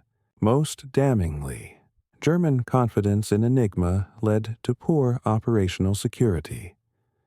Messages were transmitted containing information that appeared in other, less secure communications. For example, when B-Dienst broke British convoy codes, German U-boat headquarters would then transmit British convoy positions through Enigma to their submarines. This provided perfect cribs for British cryptanalysts, who, of course, knew their own convoy locations. It was a tragic, self-inflicted wound, where German tactical intelligence victories ironically accelerated their strategic intelligence defeat. Military historians have spent decades analyzing Ultra's impact on World War II's outcome. Sir Harry Hinsley's official assessment that Ultra shortened the war by at least 2 years, and possibly 4, has become the consensus view. But the implications go far beyond temporal calculations. Ultra fundamentally changed the nature of warfare itself. For the first time in history, one side could consistently read its opponent's most secret communications in near real time. This wasn't merely a tactical advantage, it was strategic omniscience. Every German offensive from 1941 onwards faced opponents who knew their plans, strength, and often their specific objectives days or weeks in advance. It was like playing a game of chess where your opponent could see every move you planned before you even made it. The Battle of the Atlantic provides the clearest, most brutal measure of Ultra's impact. Historians calculate that Ultra intelligence saved between 300 and 500 merchant ships, approximately 1.5 to 2 million tons of shipping. Without these losses averted, Britain would have faced starvation by mid-1941. The ability to route convoys around wolf packs meant the difference between British survival and German victory. Without Ultra, the war in Europe might have been very different, potentially leading to a negotiated peace or a prolonged struggle that exhausted all participants. In North Africa, Ultra intelligence allowed Montgomery to fight the Battle of Alam el Halfa with perfect knowledge of Rommel's plans. He positioned his forces exactly where Rommel intended to attack, creating killing fields that destroyed German armor before it could maneuver. At El Alamein, Montgomery knew German fuel supplies, tank strength, and defensive positions down to the individual vehicle level. This wasn't just generalship. It was information warfare at its most devastating. The Normandy invasion succeeded partly because Ultra revealed exactly what German commanders believed. Every German intelligence assessment concluding the invasion would come at Calais was read by Allied planners, who adjusted their deception operations accordingly. German reinforcement orders were known before local commanders received them, allowing Allied forces to interdict before German units could reach the front. The speed and effectiveness of the Allied advance were often dictated by Bletchley Park's insights. The most tragic aspect of German ignorance about Ultra was the human cost. Hundreds of thousands of German servicemen died in operations doomed from conception because their orders had been decoded before they received them. U-boat crews suffered the highest proportional losses of any German service, 75% casualties among the 40,000 men who served. They sailed into battles where Allied forces knew their exact positions, their fuel states, their torpedo loadings, and their intended targets. They fought with incredible bravery against impossible odds, never knowing the odds were impossible because their enemies could read their mail. Luftwaffe pilots flew into ambushes prepared days in advance.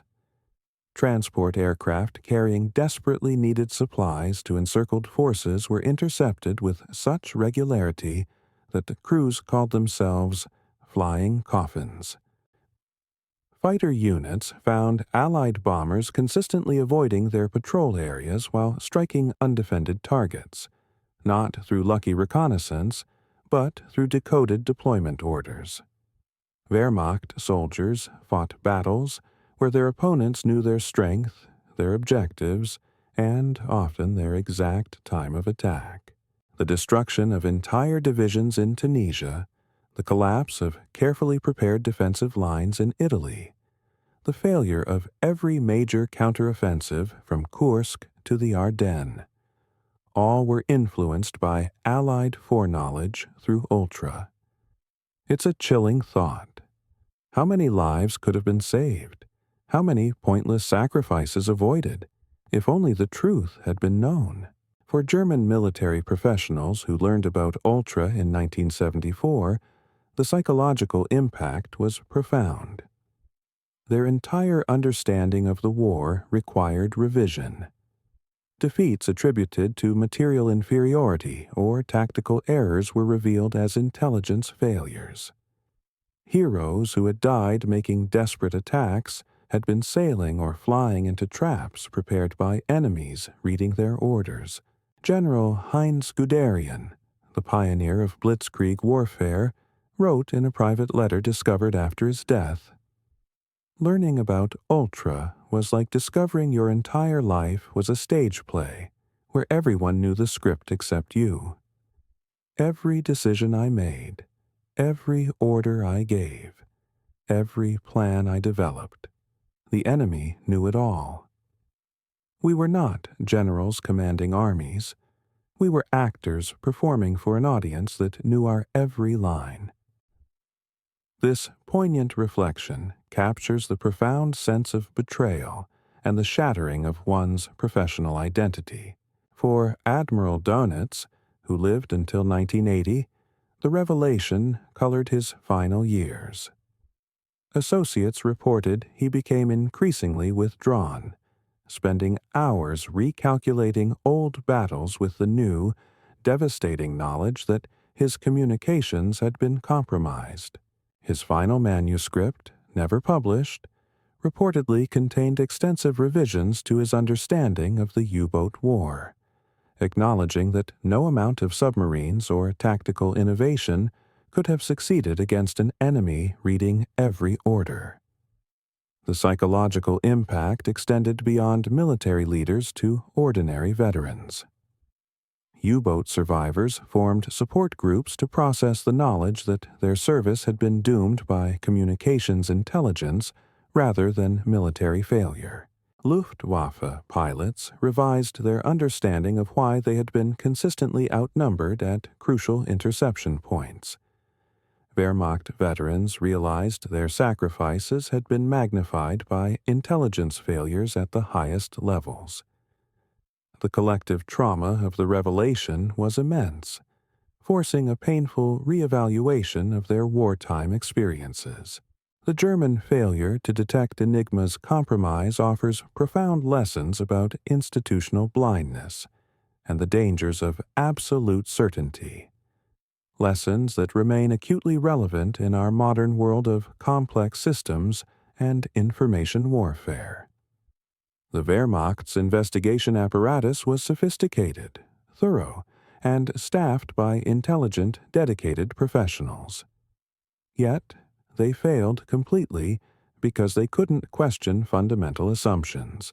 Every investigation started with the premise that Enigma was secure. Evidence was interpreted through this lens, with alternative explanations forced to fit the predetermined conclusion. When multiple supply ships were destroyed at remote coordinates, investigators looked for spies, radar, and reconnaissance rather than considering communications compromise. When convoys consistently evaded wolf packs, they blamed Allied air coverage rather than questioning whether patrol positions were known in advance. This is a classic example of confirmation bias writ large. The compartmentalization that protected Enigma also prevented comprehensive security analysis. Cryptographers assured operators the system was unbreakable through mathematical proof. Operators assured commanders that procedures were properly followed. Commanders assured High Command that security was maintained. Nobody had responsibility for questioning the entire system, and anybody who did faced institutional pressure to conform. German technical pride became a vulnerability. The belief that German engineering and mathematics were superior to Allied capabilities created blind spots.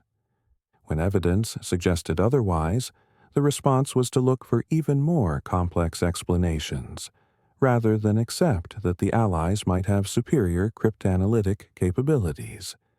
It's a testament to the power of a strong narrative to override conflicting data.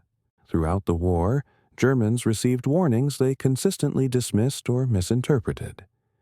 Each represented an opportunity to discover the truth, an opportunity that institutional blindness prevented them from seeing. In February 1942, the German naval attaché in Tokyo reported that the American Navy seemed to have foreknowledge of Japanese operations. The Germans dismissed this as Japanese excuse-making for their Pacific defeats, never considering that if Americans were reading Japanese codes, they might also be reading German ones. Swiss intelligence warnings in August 1943 were explicit. German naval codes were compromised. The German response was to investigate the source of Swiss information rather than the substance of their warning. They concluded the Swiss had been fed disinformation by Allied intelligence, never considering that neutral Swiss observers had simply noticed the obvious pattern of Allied foreknowledge. Even within German intelligence services, suspicions were systematically suppressed. When B-Dienst analyst Lieutenant Friedrich noted statistical impossibilities in convoy routing patterns, his report was buried with a note that mathematical analysis alone cannot determine intelligence sources. When U-boat commanders reported that convoys seemed to anticipate their positions, they were told to maintain better radio discipline rather than question whether their messages were secure. The very mechanisms designed to ensure security became instruments of self-deception. The greatest irony of the Enigma story lies in the German B-Dienst's own success.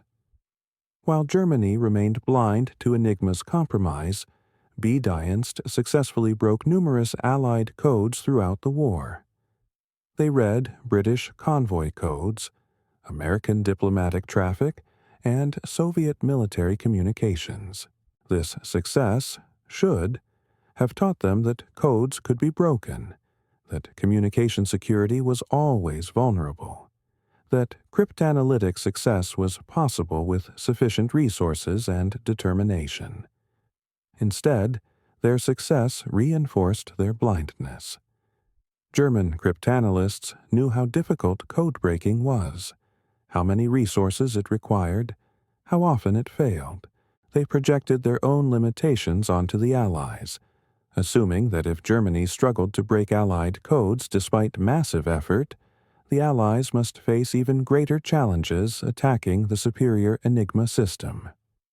Wilhelm Trano's success reading British convoy codes convinced him he understood the limits of cryptanalysis.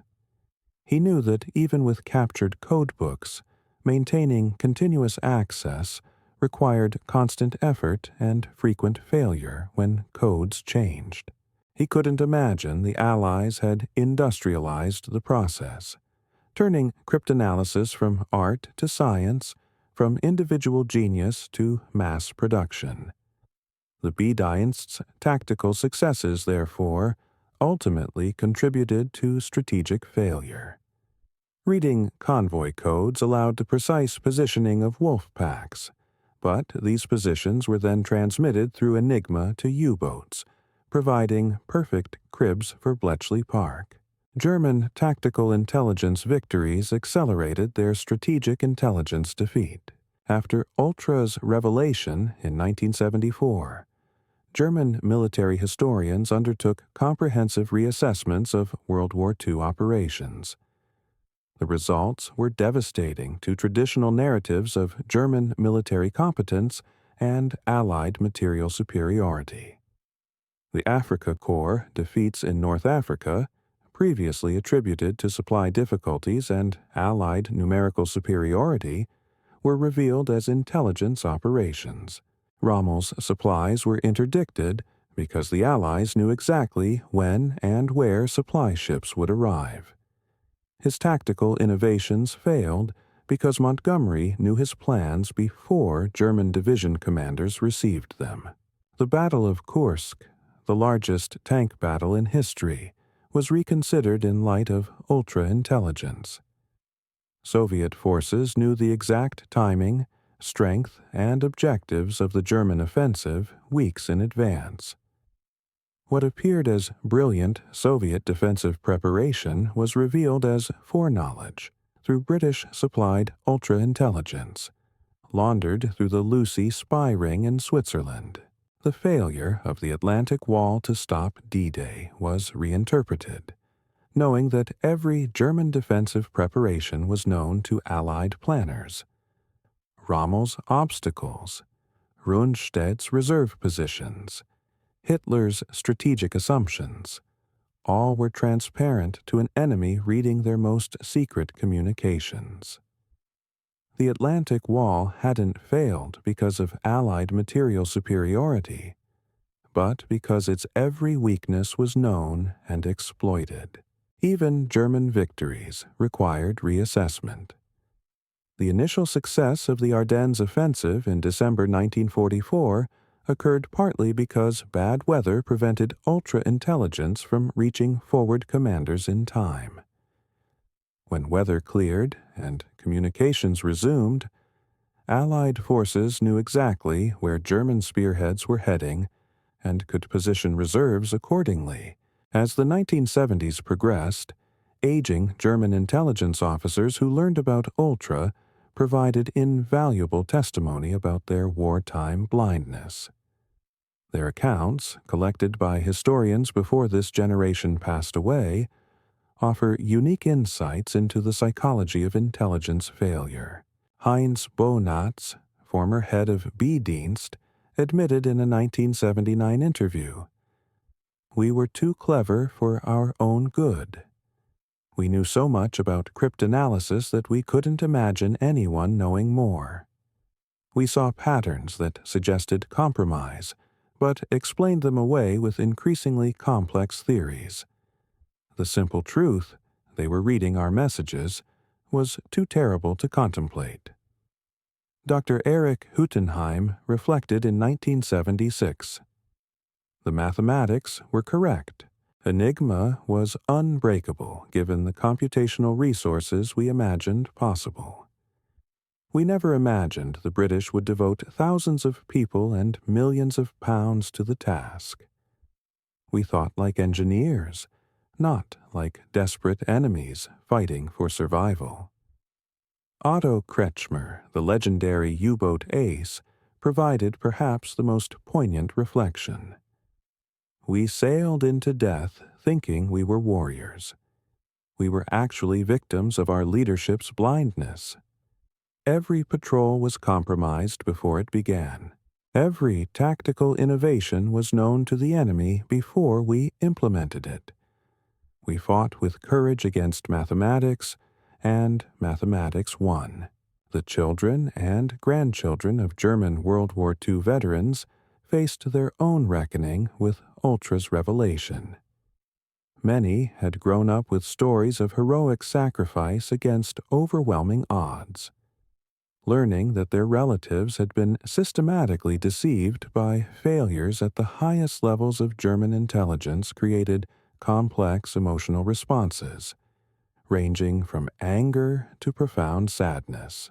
Hans-Peter Dönitz, the Admiral's grandson, wrote in his 2003 memoir, "My grandfather went to his grave believing he had done everything possible to win the Battle of the Atlantic." Learning about Ultra forced our family to confront a different narrative, one where his greatest innovation, centralized control through radio, became the instrument of his fleet's destruction. He was not a fool, but he was fooled by his own certainty. Veterans associations struggled to process the implications. The U-Boat Veterans Association, Verband Deutscher U-Boot-Fahrer, held special sessions in the 1970s and 1980s where historians explained Ultra's role.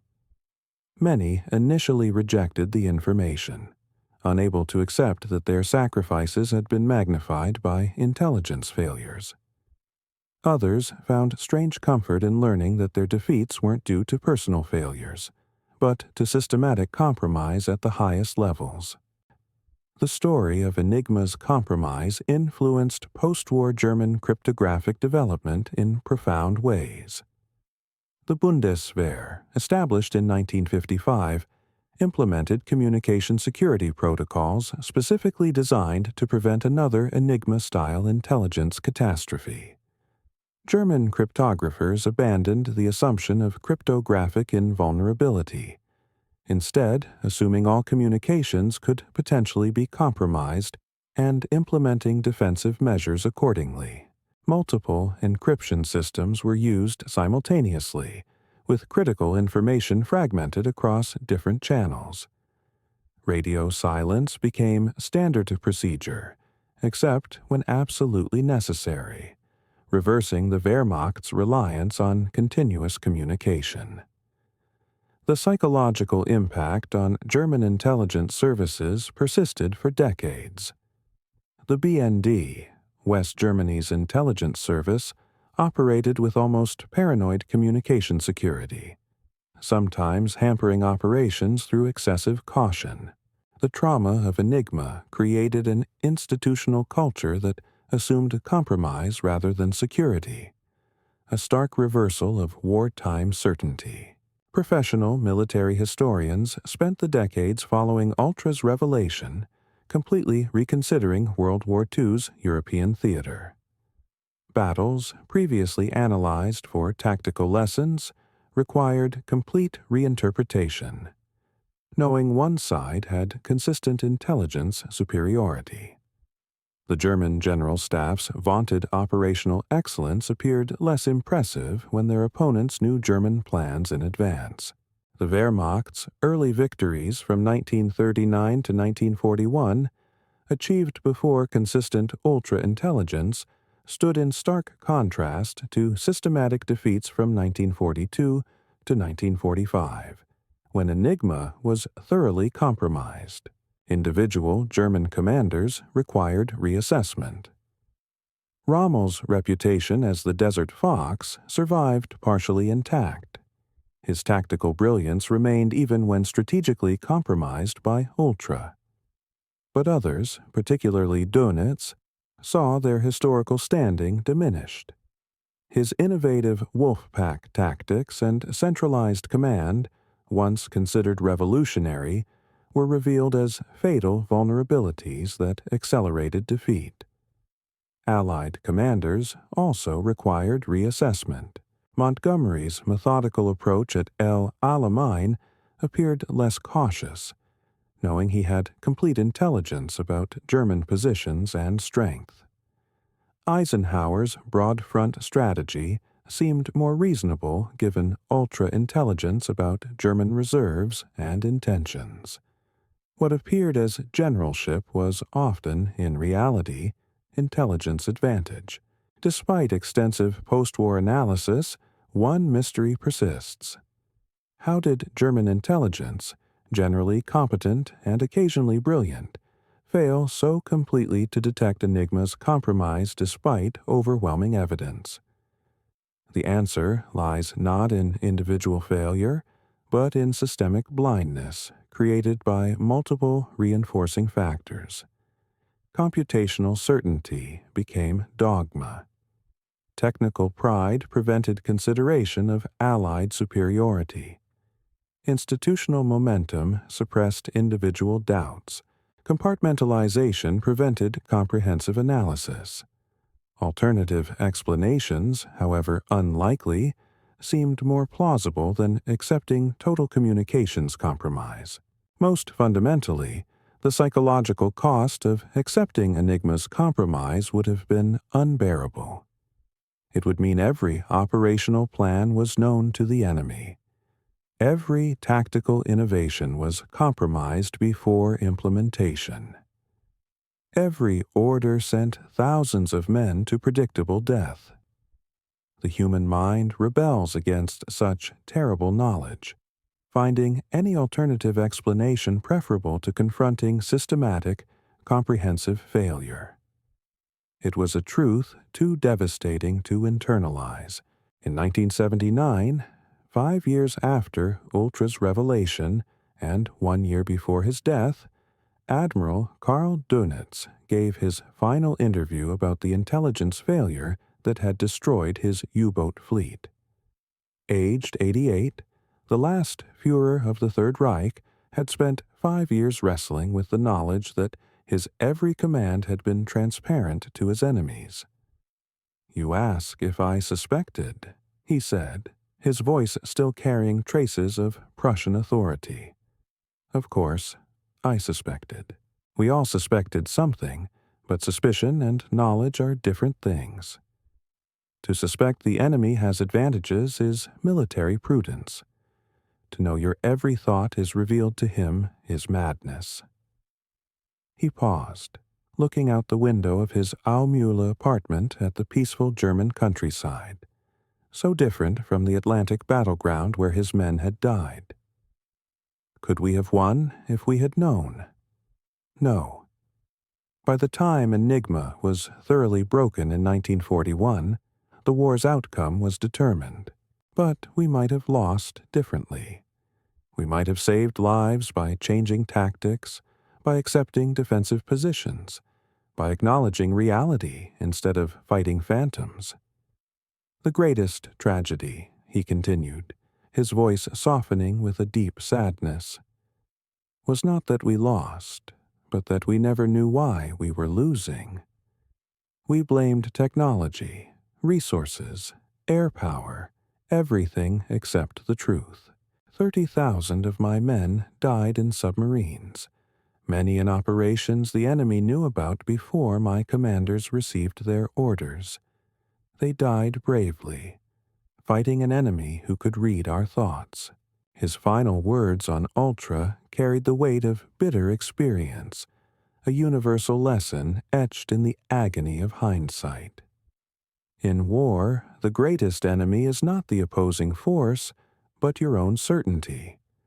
We were certain Enigma was secure. That certainty killed more of my men than all the depth charges and aircraft in the Allied arsenal. The final accounting of Enigma's impact can be measured in stark statistics that reveal the magnitude of German blindness. Over 100,000 Enigma machines were produced between 1920 and 1945. The three-rotor Wehrmacht version offered 159 quintillion theoretical configurations, the four-rotor naval M4 variant even more. Daily key changes demanded new solutions every 24 hours. Over 100 different radio networks used distinct Enigma keys by 1944. Yet, These numbers meant nothing against the relentless ingenuity of the Allies. The breaking operations began with the Polish Cipher Bureau in December 1932. Bletchley Park became operational in August 1939, growing to a peak staff of 9,000 personnel by January 1945, 80% of whom were women. 200 bomb machines were operational by war's end, alongside 10 Colossus computers, the world's first programmable electronic computers.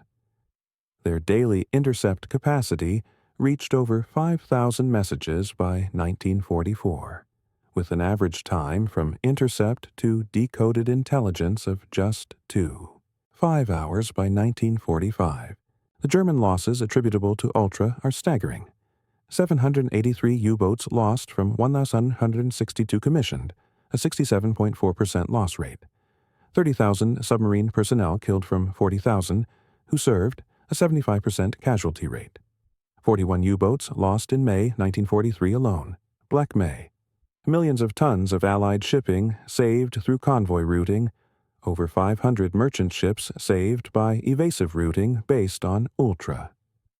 76,875 Luftwaffe aircraft destroyed, Ultra contributing to their targeting.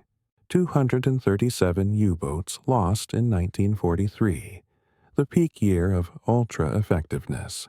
The German investigations that failed included over 15 major security inquiries between 1941 and 1945. 3 separate attempts by B-Dienst to break their own naval Enigma all failed. 5 different alternative theories were pursued: radar, infrared, direction finding, spies, traitors. 0 investigations seriously considered Enigma compromise. 1 explicit warning from Swiss intelligence in August 1943 was dismissed. Multiple internal suspicions were suppressed at various command levels. The post-war impact was equally profound. 30 years of absolute secrecy maintained from 1945 to 1974. Over 10,000 Bletchley Park personnel maintained silence. Hundreds of historical accounts required complete revision. The war was estimated to have been shortened by 2 to 4 years, according to official historians. Thousands of German veterans were forced to reconceptualize their service and their sacrifices. The story of German blindness to Enigma's compromise offers timeless warnings about the dangers of absolute certainty in intelligence and security matters. It demonstrates how competent, intelligent professionals can miss obvious truths when institutional blindness reinforces comfortable assumptions. Modern intelligence services study the Enigma failure as a cautionary tale. The U.S. National Security Agency includes it in training programs about cognitive bias and security assumptions. The British GCHQ uses it to teach the importance of challenging fundamental premises. Military academies worldwide analyze it as the supreme example of intelligence failure, despite overwhelming evidence. The German failure wasn't technological. Their cryptographic mathematics were sound. It wasn't procedural. Their security protocols were elaborate and generally well executed. It wasn't intellectual. German cryptanalysts were among the world's best. The failure was psychological and institutional.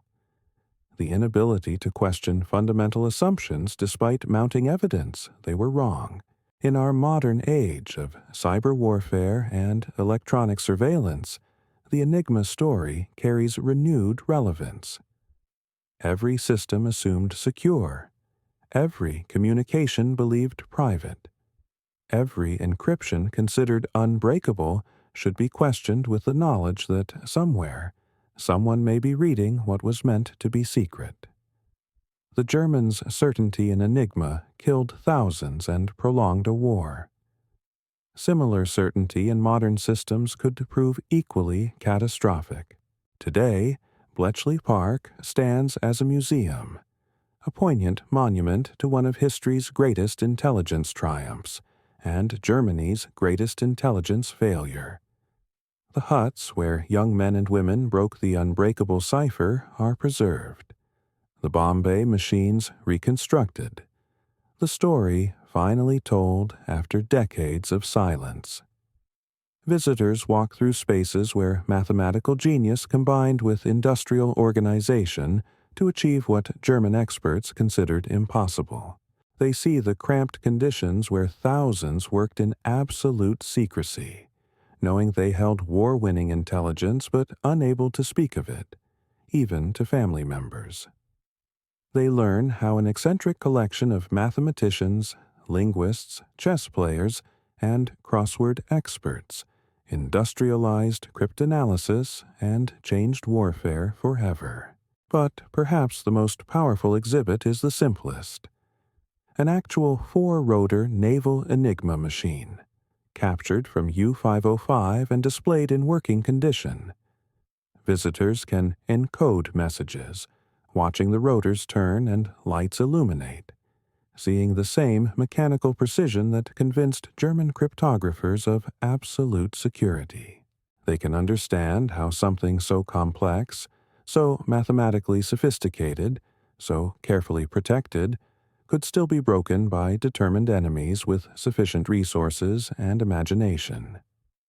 The machine stands as a monument to a simple, profound truth in intelligence and warfare, as in life. The greatest danger comes not from what we don't know, but from what we're certain we do know that proves to be wrong. The Germans were certain Enigma was secure. That certainty, more than any Allied weapon or strategy, ensured their defeat. In the guest book at Bletchley Park, among thousands of entries from visitors worldwide, one stands out. Written in neat German script in 1995, it reads, "My grandfather commanded U-604, lost with all hands in August 1943. For 50 years, I believed he died fighting overwhelming Allied technology. Now I know he died because his orders were read by enemies before he received them." The tragedy is not that Germany lost, but that we never knew we had already lost. It is signed simply, "A German grandson who finally understands." The story of how Germans never knew the Allies had cracked Enigma is ultimately a story about the frailty of certainty, the danger of institutional blindness, and the devastating cost of refusing to question fundamental assumptions. It reminds us that in intelligence, in war, and in life, the most dangerous enemy is often our own unexamined certainty about what we know to be true. The 30,000 German submariners who died beneath the Atlantic waves, the thousands of Luftwaffe pilots shot from skies where enemies knew they would be, the Wehrmacht soldiers who fought battles orchestrated by opponents reading their orders. All were victims not just of war, but of an intelligence failure so complete that it remained hidden from those who most needed to know it. The secret of Ultra was kept for 30 years after the war ended. But the greater secret, how German certainty in their security blinded them to obvious compromise, offers lessons that remain relevant as long as nations keep secrets and assume their communications are secure. The Enigma machine, once the pride of German cryptographic ingenuity, now stands as history's greatest monument to the danger of absolute certainty in an uncertain world. The Germans never knew. That ignorance, maintained despite overwhelming evidence to the contrary, represents one of history's most consequential intelligence failures. In the end, the Allies didn't just break Enigma. They broke it while maintaining such perfect secrecy that their enemies never suspected their thoughts were an open book. That achievement, preserved through the silence of thousands and the careful choreography of deception, stands as perhaps the greatest intelligence victory in the history of warfare. The story ends where it began, with an old admiral in 1974 holding a book that revealed truths that destroyed everything he had believed about why he lost the war. Karl Dönitz's stunned silence that day was not just for the men he had lost, or the war that had been doomed from the moment Enigma was broken. It was the silence of recognition, that certainty itself had been the enemy. And in that silence, a profound and timeless lesson was finally learned.